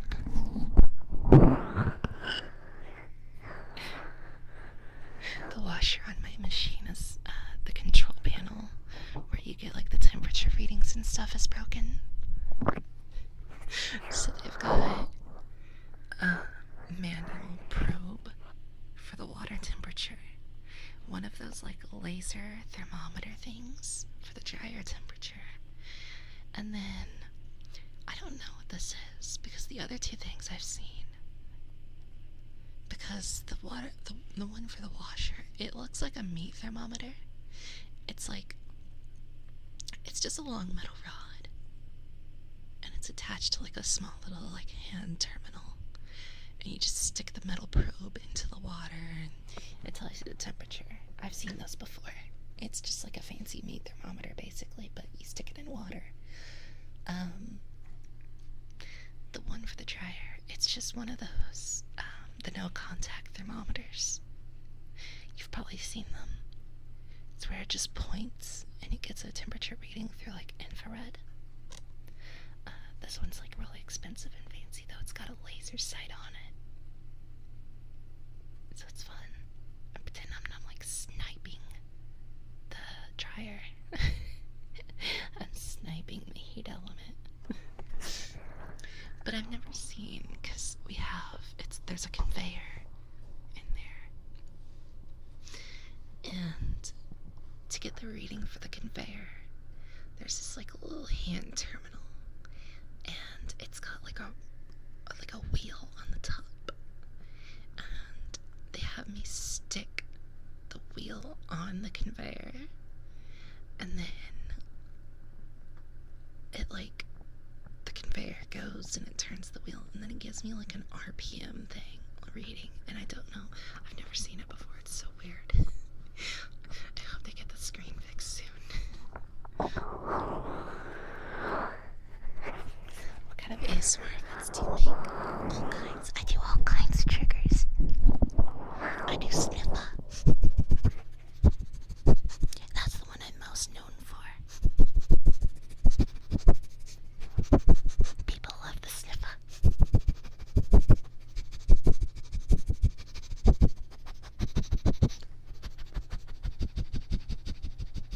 I actually had to put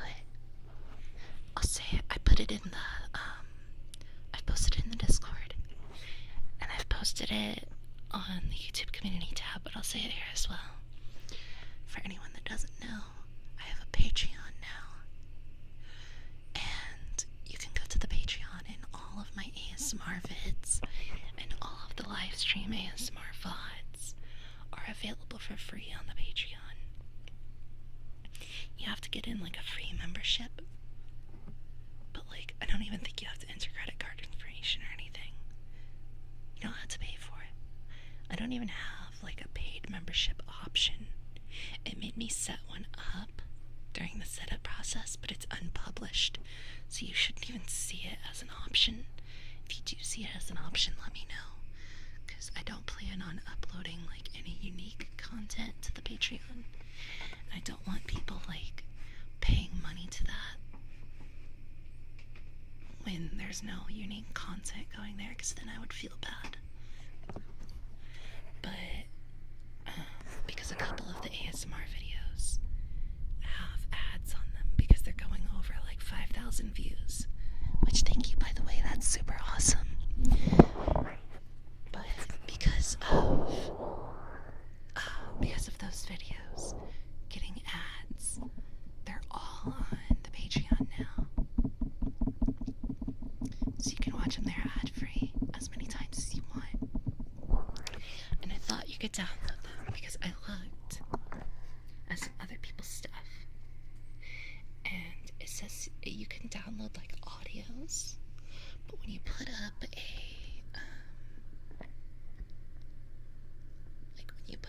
a video, it doesn't let you download the video. You can download an MP3, but you can't download an MP4. That's so weird. But if you want to download any of the videos, you feel free to use like one of those external video downloader sites,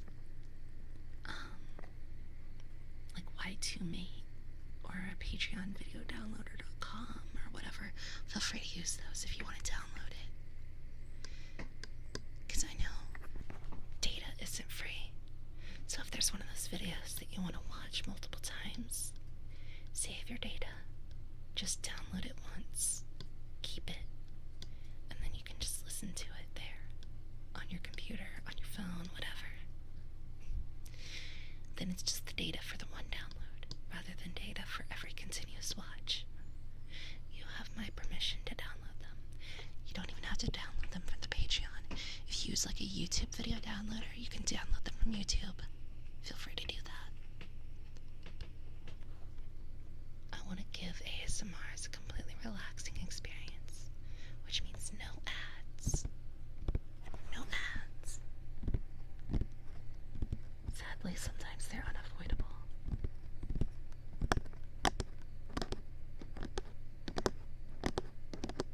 Watch any anime shows like Jujutsu Kaisen or My Hero Academia. I'm very off and on with anime.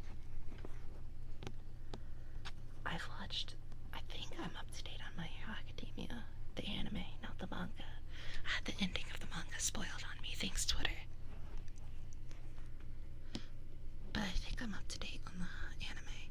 I'm really bad about staying on with anime. I'll watch like a few episodes of a show and then I'll be like, alright. And then I'll walk away and I'll never finish it. I've got so many anime that I haven't finished. I was just watching one. What was it? What was I watching? I think it was like a comedy slice of life. Oh my god. Oh my god, I have to go look.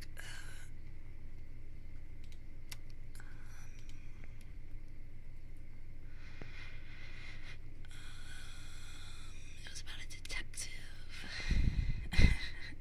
It was about a detective. I can't see the tab. But this, like, princess from another world where there's, like, magic and everything. She goes through a portal. Here it is. I found it. Salad bowl of eccentrics. I'm on, like, episode 4. Princess on the skateboard. she goes through a portal. She's running away from like assassins or something. But she goes through a portal to come to our world. And she ends up like kind of hanging out with this detective guy.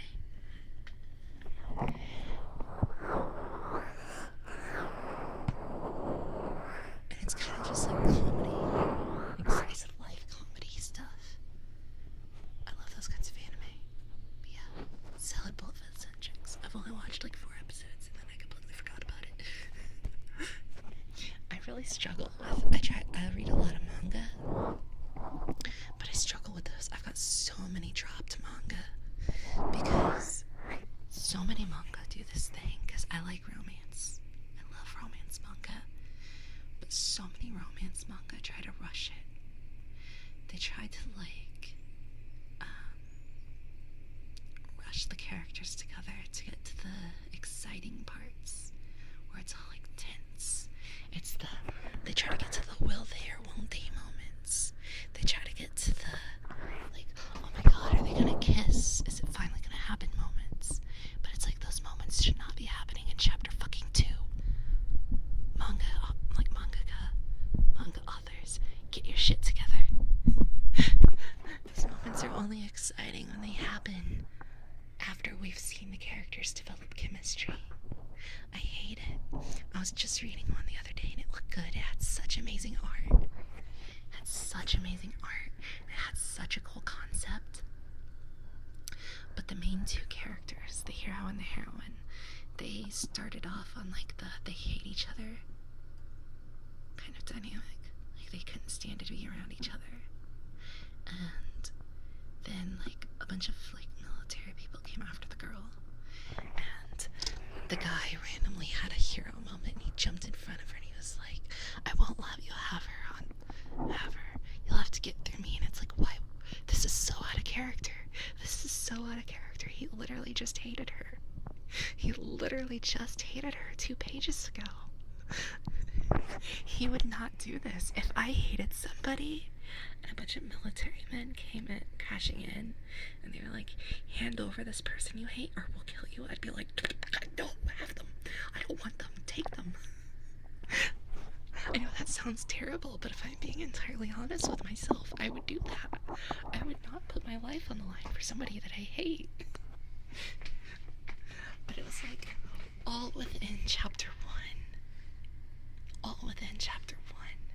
the guy went from, I hate you, to, I would risk my life for you. And I had to drop it right then and there. Because I can't stand that when they do that. I can't stand that. Look, I'm being entirely honest. I know we all want to have that heroic side where we're like, oh, I would put my life on the line. I would be the hero. I would risk my life to protect other people no matter the cost. Even if it was somebody I didn't like. But let's all be honest with ourselves. When your life is on the line and you're in your fight or flight moment, logic usually is not coming to mind. I can say that if somebody was holding a gun to my head, there are very, very few people that I would actually risk my life for. I think probably my mom and my brother and my grandparents and a couple of my cousins are probably the only ones. Even my close friends, I can't honestly say I would die for. I would do anything for them. But if somebody was holding a gun to my head, and I'm being entirely honest with myself, I cannot promise that my more virtuous side would be in control. I cannot promise that. I love my friends. I really do. And if I'm in my proper, right thinking frame of mind, I would die for them. That's a choice that I would be willing to make. But I know that if I'm in a life or death situation, I'm not going to be in my right frame of mind. I'm going to be panicking.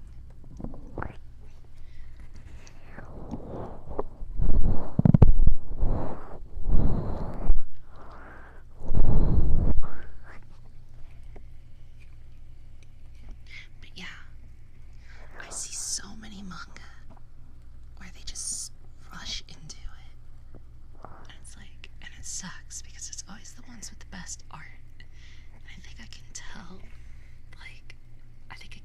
when it's like a hentai doshin author and they're making like a straight-laced manga for the first time. Because like with hentai doshin, you don't really care so much about the setup. You just want to get to the naughty stuff. It's the classic porn thing of like, they do like the cheesiest, worst acting intro ever.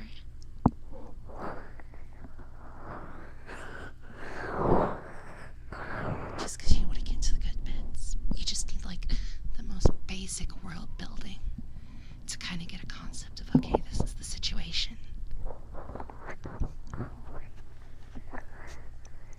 But that doesn't carry over to like romance. With a romance story, we need the characters to have a connection. We need the characters to have a reason to care about each other. We need to see them build up love for one another. We need to see their relationship bud and build and watch as they grow on one another.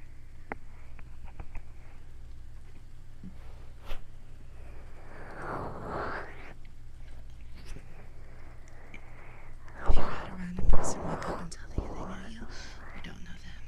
Yes, but I think it's because I know those people, but I just can't remember them because I'm terrible at remembering people.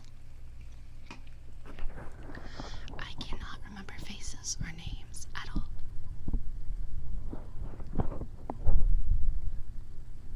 I'm terrible with it. Unless you're somebody that I talk to on a near daily basis, I'm probably gonna forget you within a week. I had so many people come up to me in the store and they're like, hey, how are you? I haven't seen you since high school. And I'm like, oh, hi. Yeah.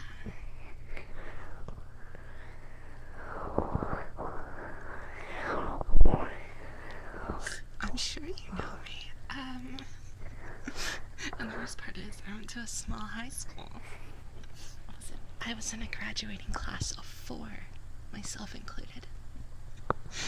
And sometimes I forget who was in my graduating class, and there's literally 3 people to remember. There's literally 3 people.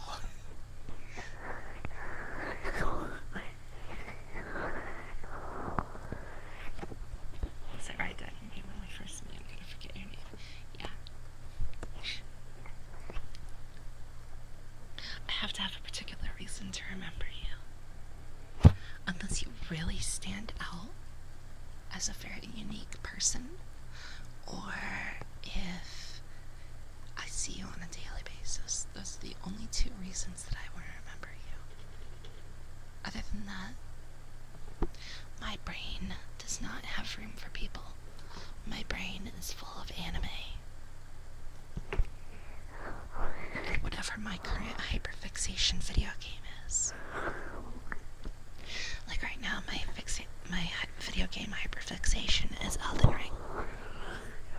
I actually got mad because I looked up earlier, because lately, my Elden Ring build lately has been, it's been a medium equip load armor, because my reasoning for it was, I'm not going to be good enough to dodge every attack, but I can dodge some attacks, right?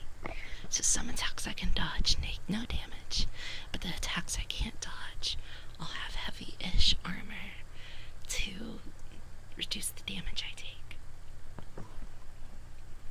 And I thought that was a good strategy. I thought that was a good, like, middle of the road kind of thing. But I've been having so much trouble with getting knocked down so easily. And it makes sense. I complained about this on stream during an Elden Ring stream. It makes sense for, like, a heavy, like one of the giant bosses. Like, if it's a dragon or something, to stagger or knock you down.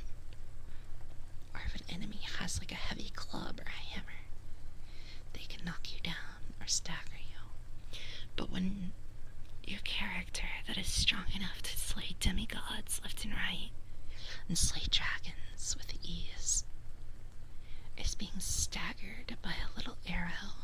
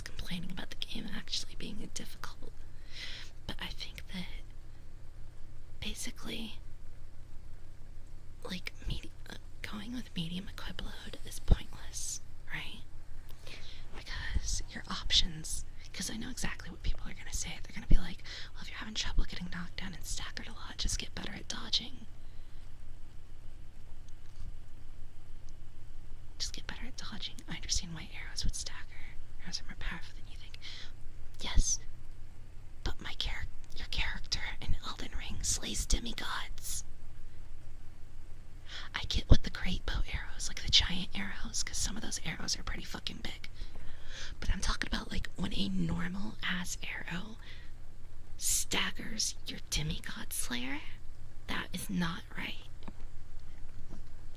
But like, I know exactly what people are gonna say. They're gonna be like, well, just get better at dodging so you don't get hit, so you don't have to worry about getting staggered and knocked down.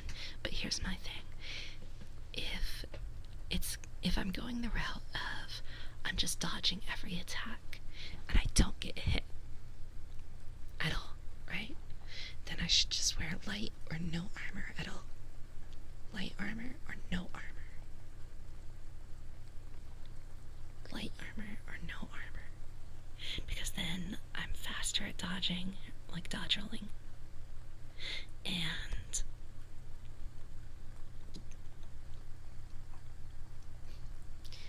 faster at dodge rolling, and it takes less stamina, I think. The other option is the heaviest armor you can come across for maximum poise and damage resistance. And then you can't really dodge roll all that well, but it doesn't matter because you're not going to be taking that much damage in the process. So you can just tank the attacks, right? But then the medium middle of the road armor, it's not heavy enough for you to tank, but it's not light enough for you to be able to dodge easily. So what's the point?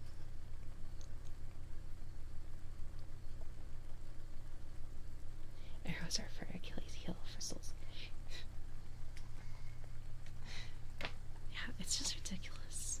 It's just ridiculous. And then the character takes so long to get up. It takes so long.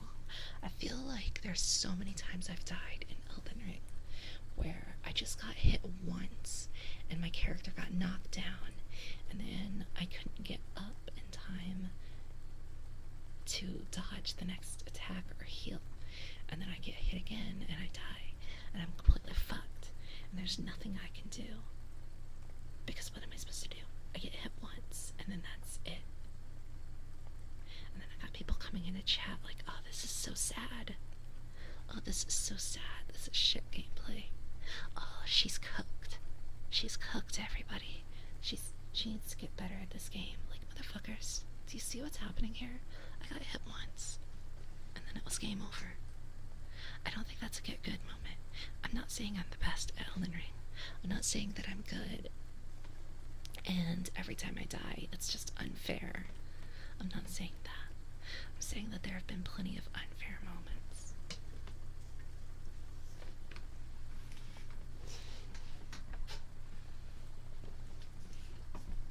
Did you lost what?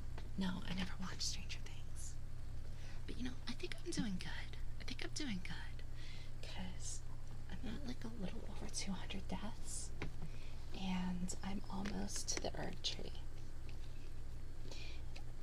And this is my first Souls-like game.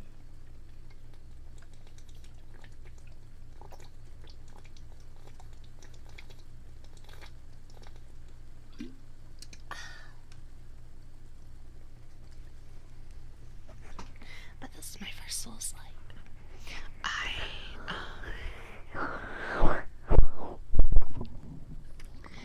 I played like 2 hours of Dark Souls 3 back in high school. I got to the first boss, and no matter how many times I tried, I could not beat it. No matter how many times I tried. And then, so like when I started playing Elden Ring, I started up the stream and I was so nervous. Because I was like, I'm gonna be at like 100 deaths and not even beat the first boss.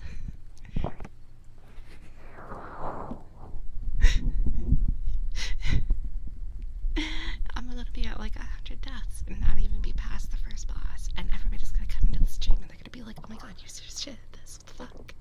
You're the worst Elden Ring player ever, and I'm just gonna get sad and I'm gonna quit.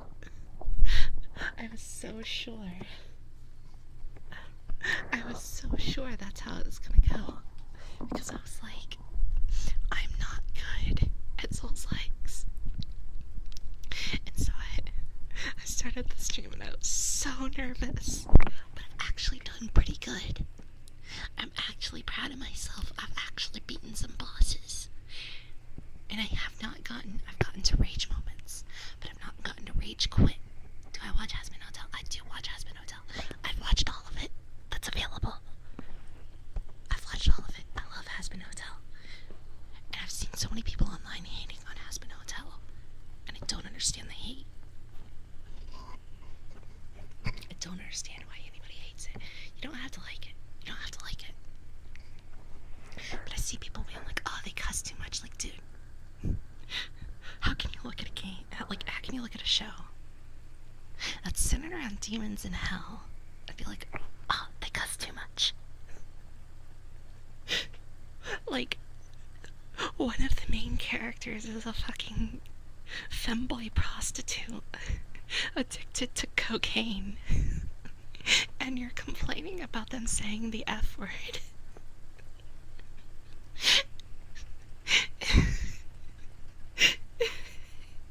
You're complaining about demons cussing. Oh no, the demons. The demons, they said the F word. We can't have that in my Christian Minecraft server.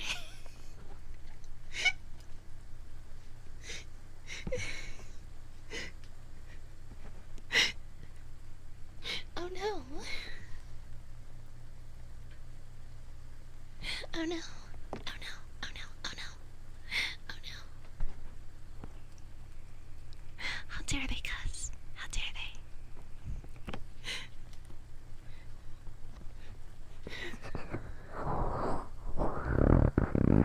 Hazbin was amazing. Plus, they shouldn't say they cuss too much. It's 18 plus, exactly. But another thing is, like, when I was watching Hazbin Hotel, because I watched it all like 3 times through, and at no point did I think anything about the cussing. I literally never once even registered the cussing as being unusual. I know people in real life that cuss 3 times more than any character in Hazbin Hotel.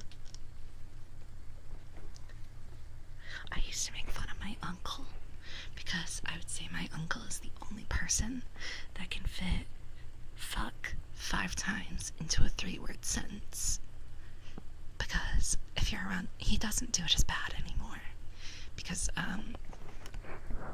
him and my aunt had my cousin, and you know, baby in the house, little kid growing up, they cut down on the cussing.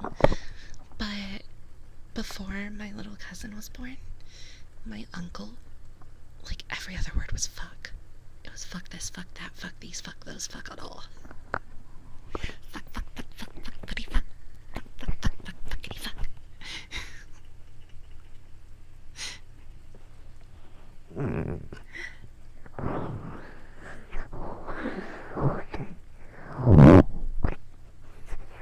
I feel bad, so bad for Angel Dust.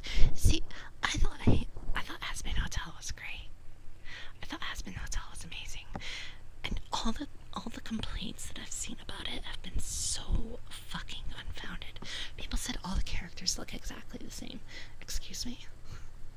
Are we watching the same show? Are we watching the same show? This is like the Dragon Ball eyes, like, face thing all over again. People are like, oh, all the characters from Dragon Ball have the same face. But if you actually swap any of the characters' faces around, you immediately see that's not the case. They look similar. But that's called a style, you fucking Nimrod. That's called a style. Of course, things are gonna look similar. But they're like, oh, all of the characters in Hazbin Hotel look exactly the same.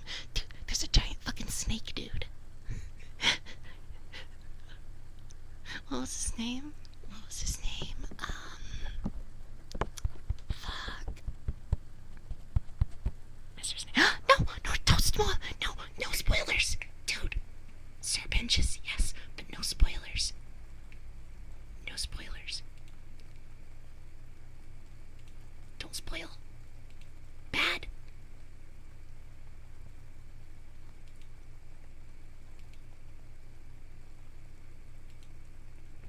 So yes, Sir Benches, one of the best characters. Dude's a fucking snake. eggs. He's got follow. Iochito, thank you for the follow. But he's got eggs, are his followers.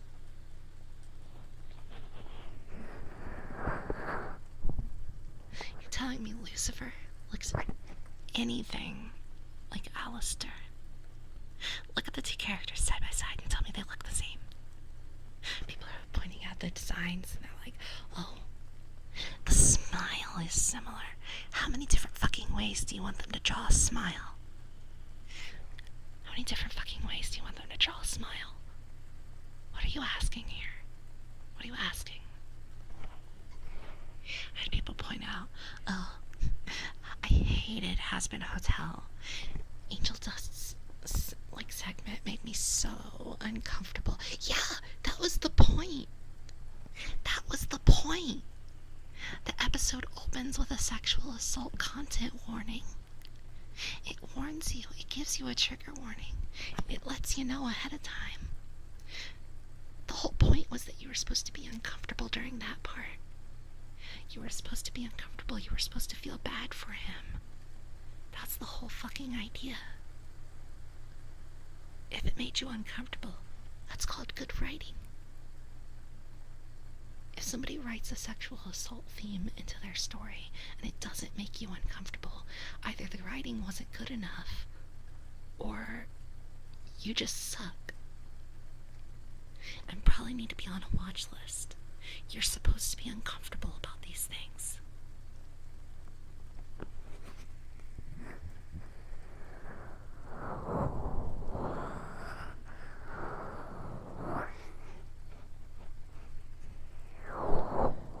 It's real, and in the pilot I said warning, yeah, and it's like, it's not like nobody knows how Fifsy Pop writes.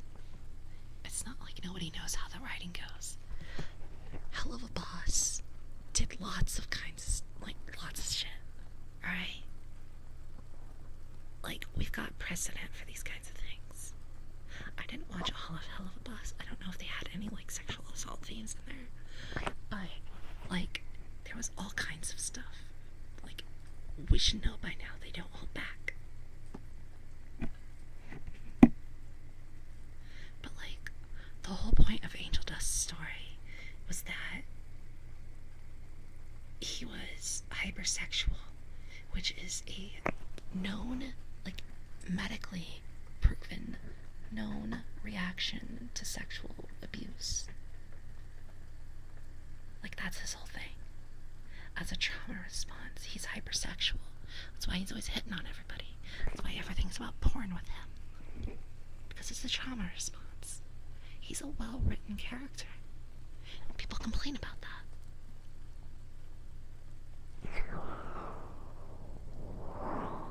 People complain about Charlie.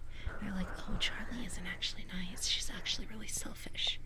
She's so worried about being nice that she doesn't consider other people's wants and needs. Yeah! Did you not get the fucking memo? She is so overly conscious about being a demon. She is so overly conscious about being in hell and trying to overcompensate for sin that she puts being good ahead of everything else. That's the whole point of the fucking character. Congratulations. God. Like, if you don't like the show, that's fine. But I've literally not, like, every single talking point where people are like, oh, well, this is why it's bad. Every single talking point has been like, oh, you're just missing the point of the show. The point of the show is that the demons are people like you and me. The point of the show is that they are people and they are flawed. And that we should come to respect those flaws. And respect people for their flaws and accept them for their flaws. In Angel Dust's story, when he finally opened up, it was because Hector told him that it was okay to be the way he was. Angel Dust finally opened up because he was accepted. Because, for once, wasn't being made to feel like he was wrong for acting the way he does. Somebody finally told him, hey, if this is what you want to do, that's fine.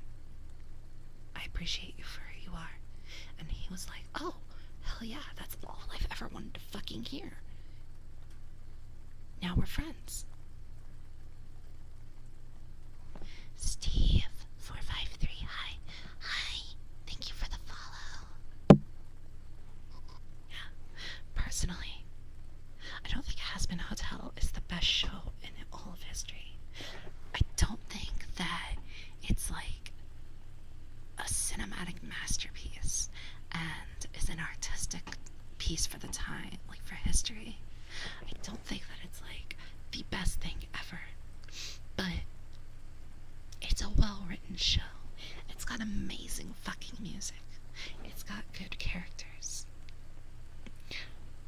It's got good animation. I literally love everything about Hazbin Hotel. How's your day been today? My day's been fine. I came from work and I started doing ASMR.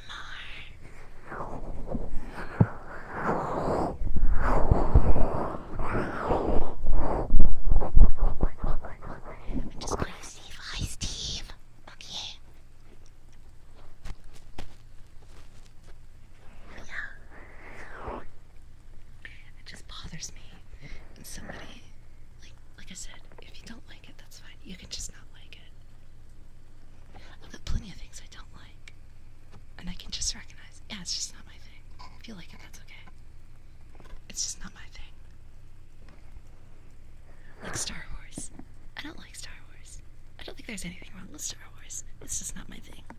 I'm more of like a magic and fantasy person than a sci-fi person. Like Star Wars and Star Trek. I think they're good. I think Star Trek's a good show. It's got good movies. I think Star Wars got good movies. I mean, obviously it's good. It's a fucking cult classic for a reason. People wouldn't love and adore it. It wouldn't have pervaded through so many aspects of culture if it wasn't at least good. I'm not gonna sit here and try to justify not liking it by saying, the story makes no sense because of this and that. This character makes no sense for these reasons. How could they do this?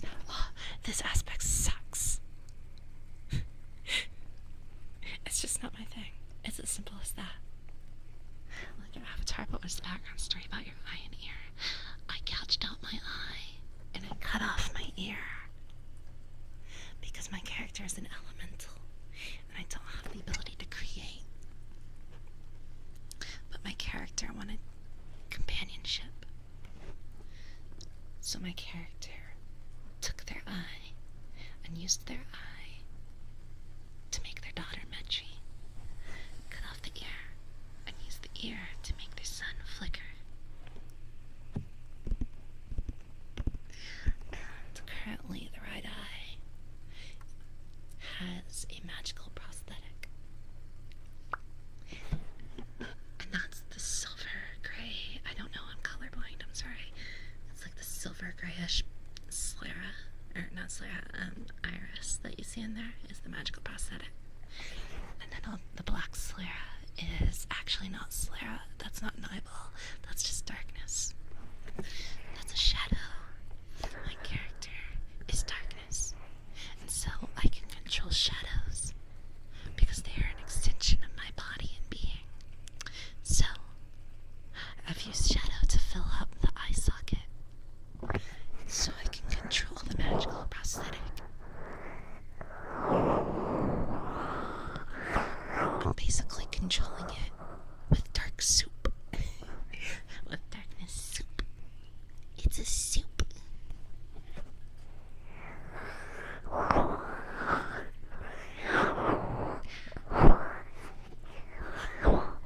Character did that, went to such extremes because they were at war with the gods, and the gods were basically using propaganda to tell everybody to be afraid of the dark, which is why everybody is afraid of the dark. That's darkness is so common.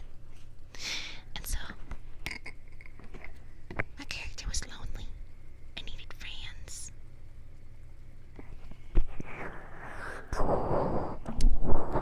So she cut off parts of her body and made friends. Easy peasy. I could cut off the other ear. I could do it, but I don't wanna.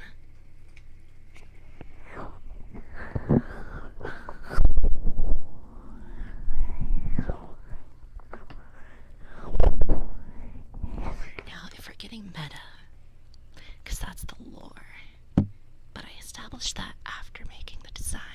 If we're getting into the meta lore, you see my hairpin? That little skull guy. It's also the same design that's on my hoodie. I designed that back in high school. And my original VTuber design was just a silhouette. And I had the skull thing as a mask. And I decided, oh, it's gonna be hard to make that expressive for a VTuber avatar. So I switched it around. And I went with a human that had design elements of the logo. So, one white eye, one black eye. Sharp teeth. Ah, I got fangs. You can't really see them. I'll zoom in. Ah. You can see my fangs. Ah. I got sharp teeth.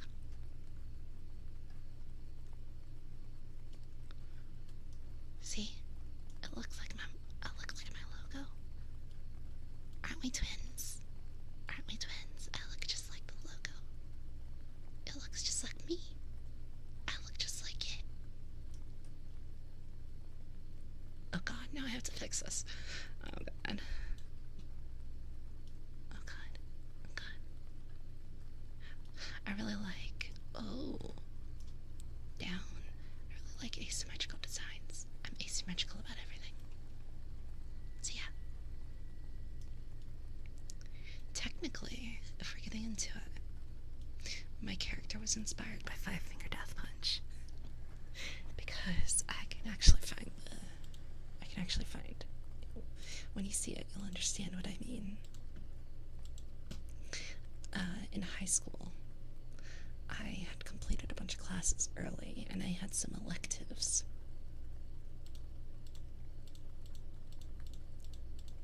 And they let me choose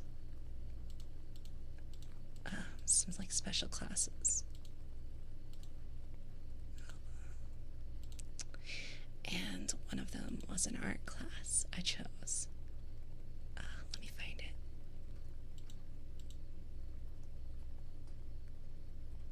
Let me find it.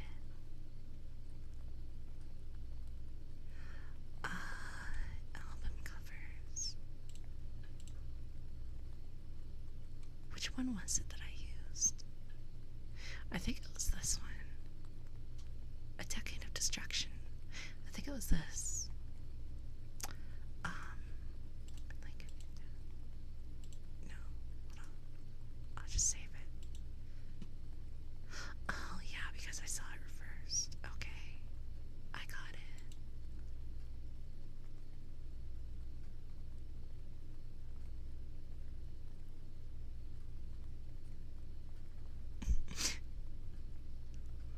Oh, Bakugo, thank you so much for coming to the stream. It's okay.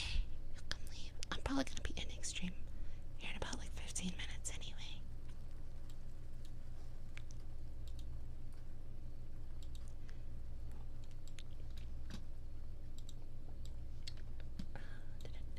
This. Okay. So now if I pull up, I can just pull up my actual logo channel. I can just pull up the logo itself as an image. I think you can see the parallels, right? see the similarities. Yeah.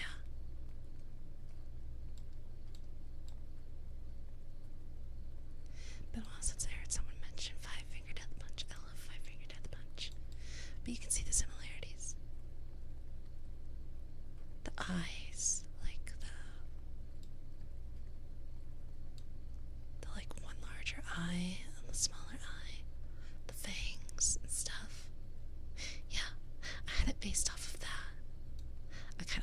I drew the Five Finger Death Punch logo, and I really liked it. Whoa. I really liked it, and I kind of did my own thing based on that. And then I went from there. You're lucky to be homeschooled. I wasn't homeschooled. I went to a private Christian school. I went to a private Christian academy. Yeah.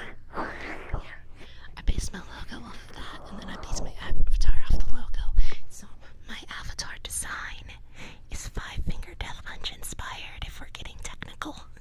I meant Steve. Oh, sorry, I didn't read Steve's message. I mean, be homeschooled. I mean, they just can't get out of my family grasp. Oh. Sorry, I didn't read Steve's message. Sorry, I was focusing on the images.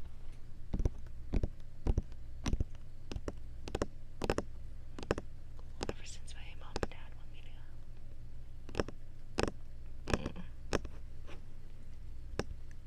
I hope things work out. I hope things get better. But yeah. My character's design was inspired by Five Finger Death Punch. And my character's name, Shadowmancer, was inspired by Diablo 2 and Wizard 101. Because Diablo 2 is one of my favorite games of all time. And I love the Necromancer class. And ever since I played that, I got like really addicted to anytime there was a Necromancer class in a game. Anytime there was a Necromancer class in a game, I would take that. And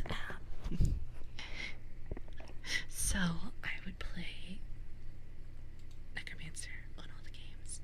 Well, I played Wizard 101 when I was like 9 or 10. And Wizard 101 was weird in how they named stuff. When you went to name your character, instead of typing in a name, you had there were 3 wheels. There were like 3 scrolly wheels, and you selected your name from parts. There was one for your first name, and then your last name was split up into 2 parts, and you built it from those parts. Well, on the last name, I found Mancer. I was like, ooh, so now I can just find Necro, and then I can be Necromancer. Even if it's not a class, it can be my name. Hell yeah. And I was scrolling through the parts on the first part of the last name. I was kind of reading off the combinations to myself, and a lot of them were funny, some of them were stupid, and there were a couple of cool ones. And I came across Shadowmancer. I scrolled by it at first, and then I was like, wait a minute, hold on, that's actually cool. And I doubled back on it, and I ended up settling on that, because I decided that Shadowmancer sounded cooler than Necromancer. So I was Shadowmancer. And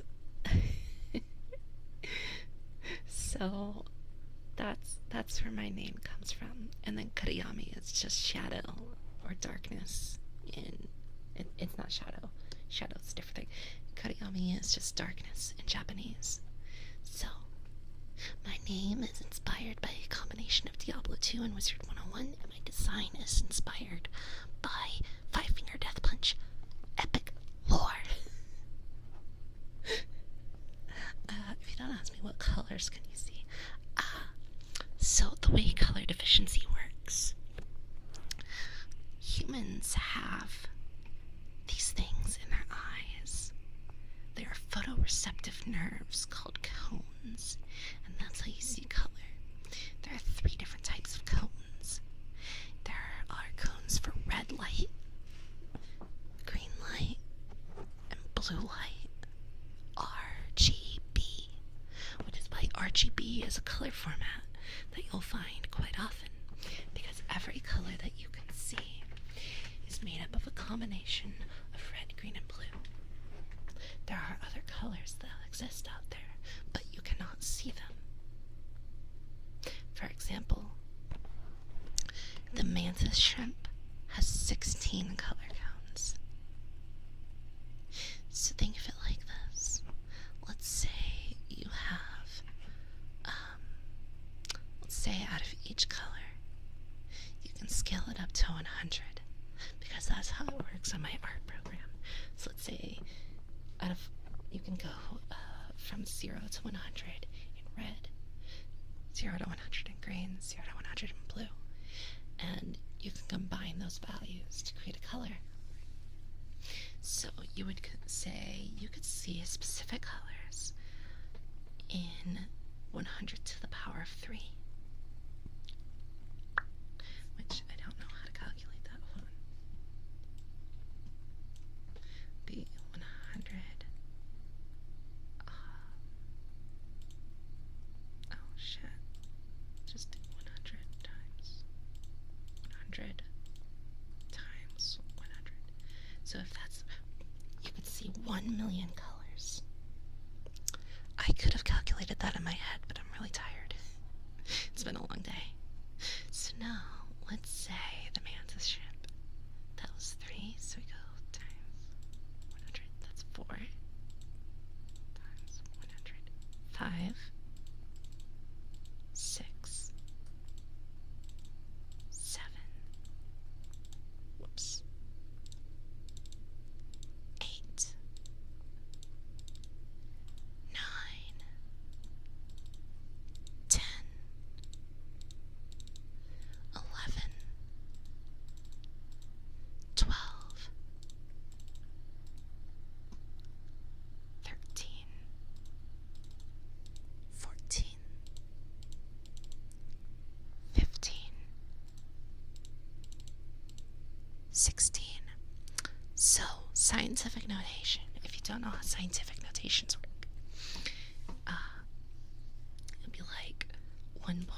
it'd be like 1e plus, then like however many zeros. It's like 100. It'd be like 1e plus 2. That's 100. So if we're saying that you see each color on a scale of 1 to 100,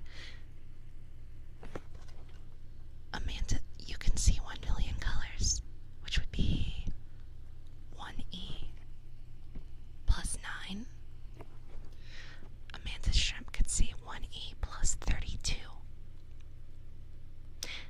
It's a lot of fucking zeros. Mantis shrimp can see so many colors you can't. They're so cool. Anyways, so now let's say one of your cones isn't working properly. Let's say it's your red cone, because that's the most common one to malfunction for some reason. You're gonna get less red. Everything in the world around you is gonna look less red.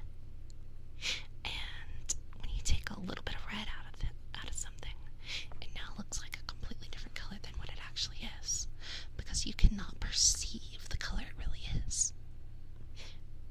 Or rather, you cannot perceive the color it is in the same way that most people can perceive it. So, since you have less red in the world around you, it's harder to differentiate things based on red value. So, if someone points to something and they're like, well, this thing is a little more red than the other thing, because you don't have a good red cone, you cannot tell. Because you've got less red in your life.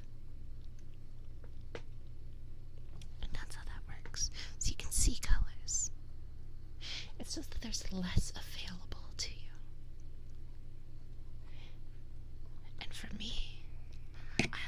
very severe case of color deficiency.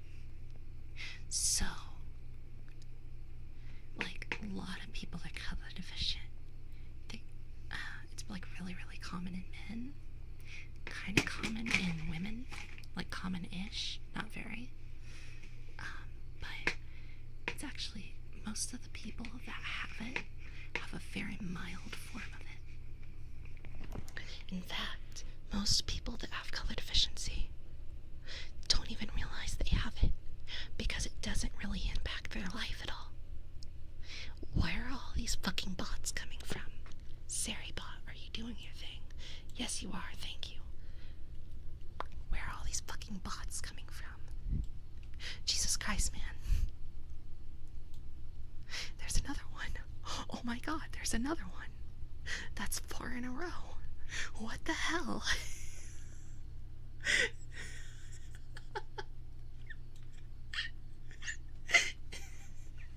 It's a new record. Oh my god, there's... Where are all these bots coming from? There's even more. Stop. Oh my god. Stop it. I'm trying to talk to people.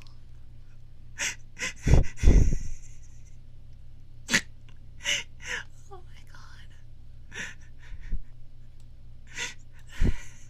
That's hilarious. Anyways. What is even going on?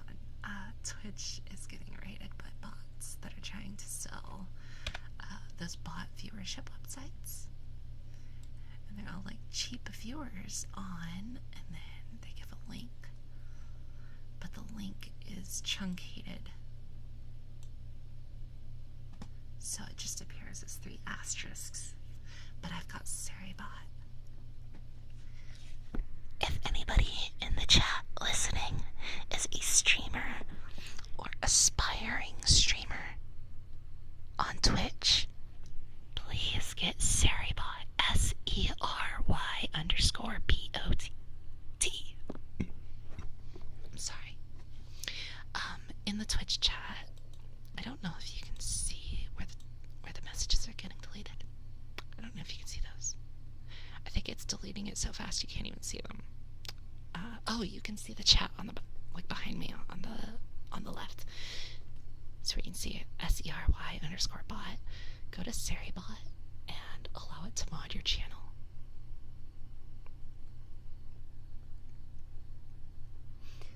Because, like, all those bots that just came in and tried to give me, like, they tried to, like, shill those bot websites and stuff. Saribot got to those before I could even see what they were. Thank you, Saribot. Saribot is the best.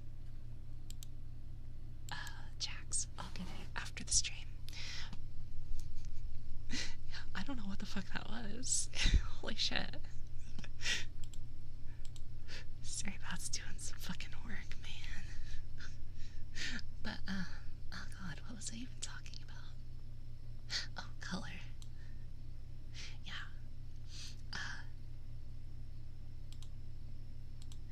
So there are technically 6 different types of color deficiency. There's proton, which is red weak, deuton, which is green weak, and the most, like the rarest, is triton, which is blue weak. My cousin actually has that. It's the rarest one.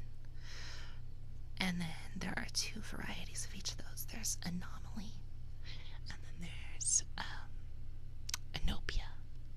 Anomaly means that the cones are there and they technically work, but they just don't work well.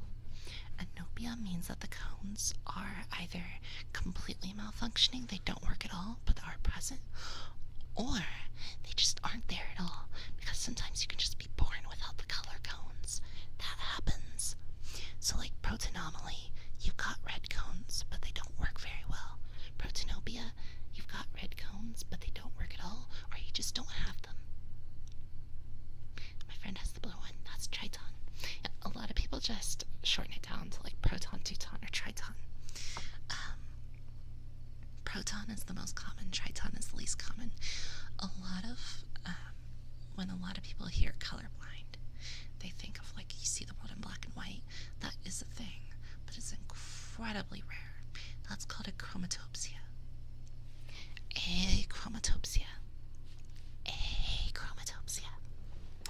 That's where you see the world in black and white. That is a thing. It's just extremely rare.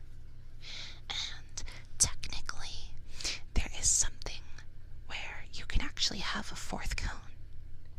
That one's the rarest, like, color-related genetic thing. It's even rarer than achromatopsia. This one is called tetrachromia. Tetrachromia. It's when you have 4 color cones instead of 3. And it might sound like a superpower, but think about it. It's just as much of a disability as color deficiency. Because the world is built for people with 3 fully functioning color cones. If you perceive color any differently than what is the norm, then you're going to have trouble navigating the world around you. So whether you see more or less color, it's a problem. I know. That sounds weird.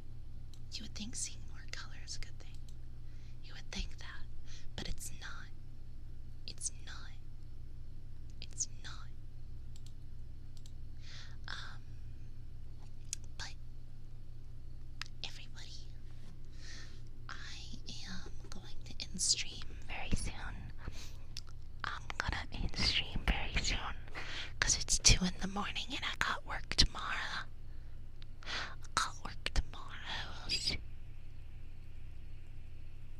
So, I'm gonna raid out to another ASMR streamer. Ooh, this one looks interesting. Puppy wife noms and shoes all over you. And they've got a cute model. I can read out to them. Stream's been up for 23 minutes, so it's pretty early in. Alright. We're gonna read out to Kissy Chew. Why did you make me say that on stream? Kissy Chew. Kissy Chew. We're gonna read out to them on Twitch side. YouTube side does not have a raid function. So the stream is just going to end. And remember, all the VODs are going to be available on Patreon. That includes this one. That includes this one. And then,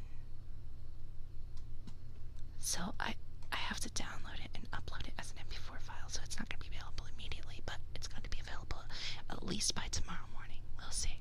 But thank you all so much for watching. Thank you.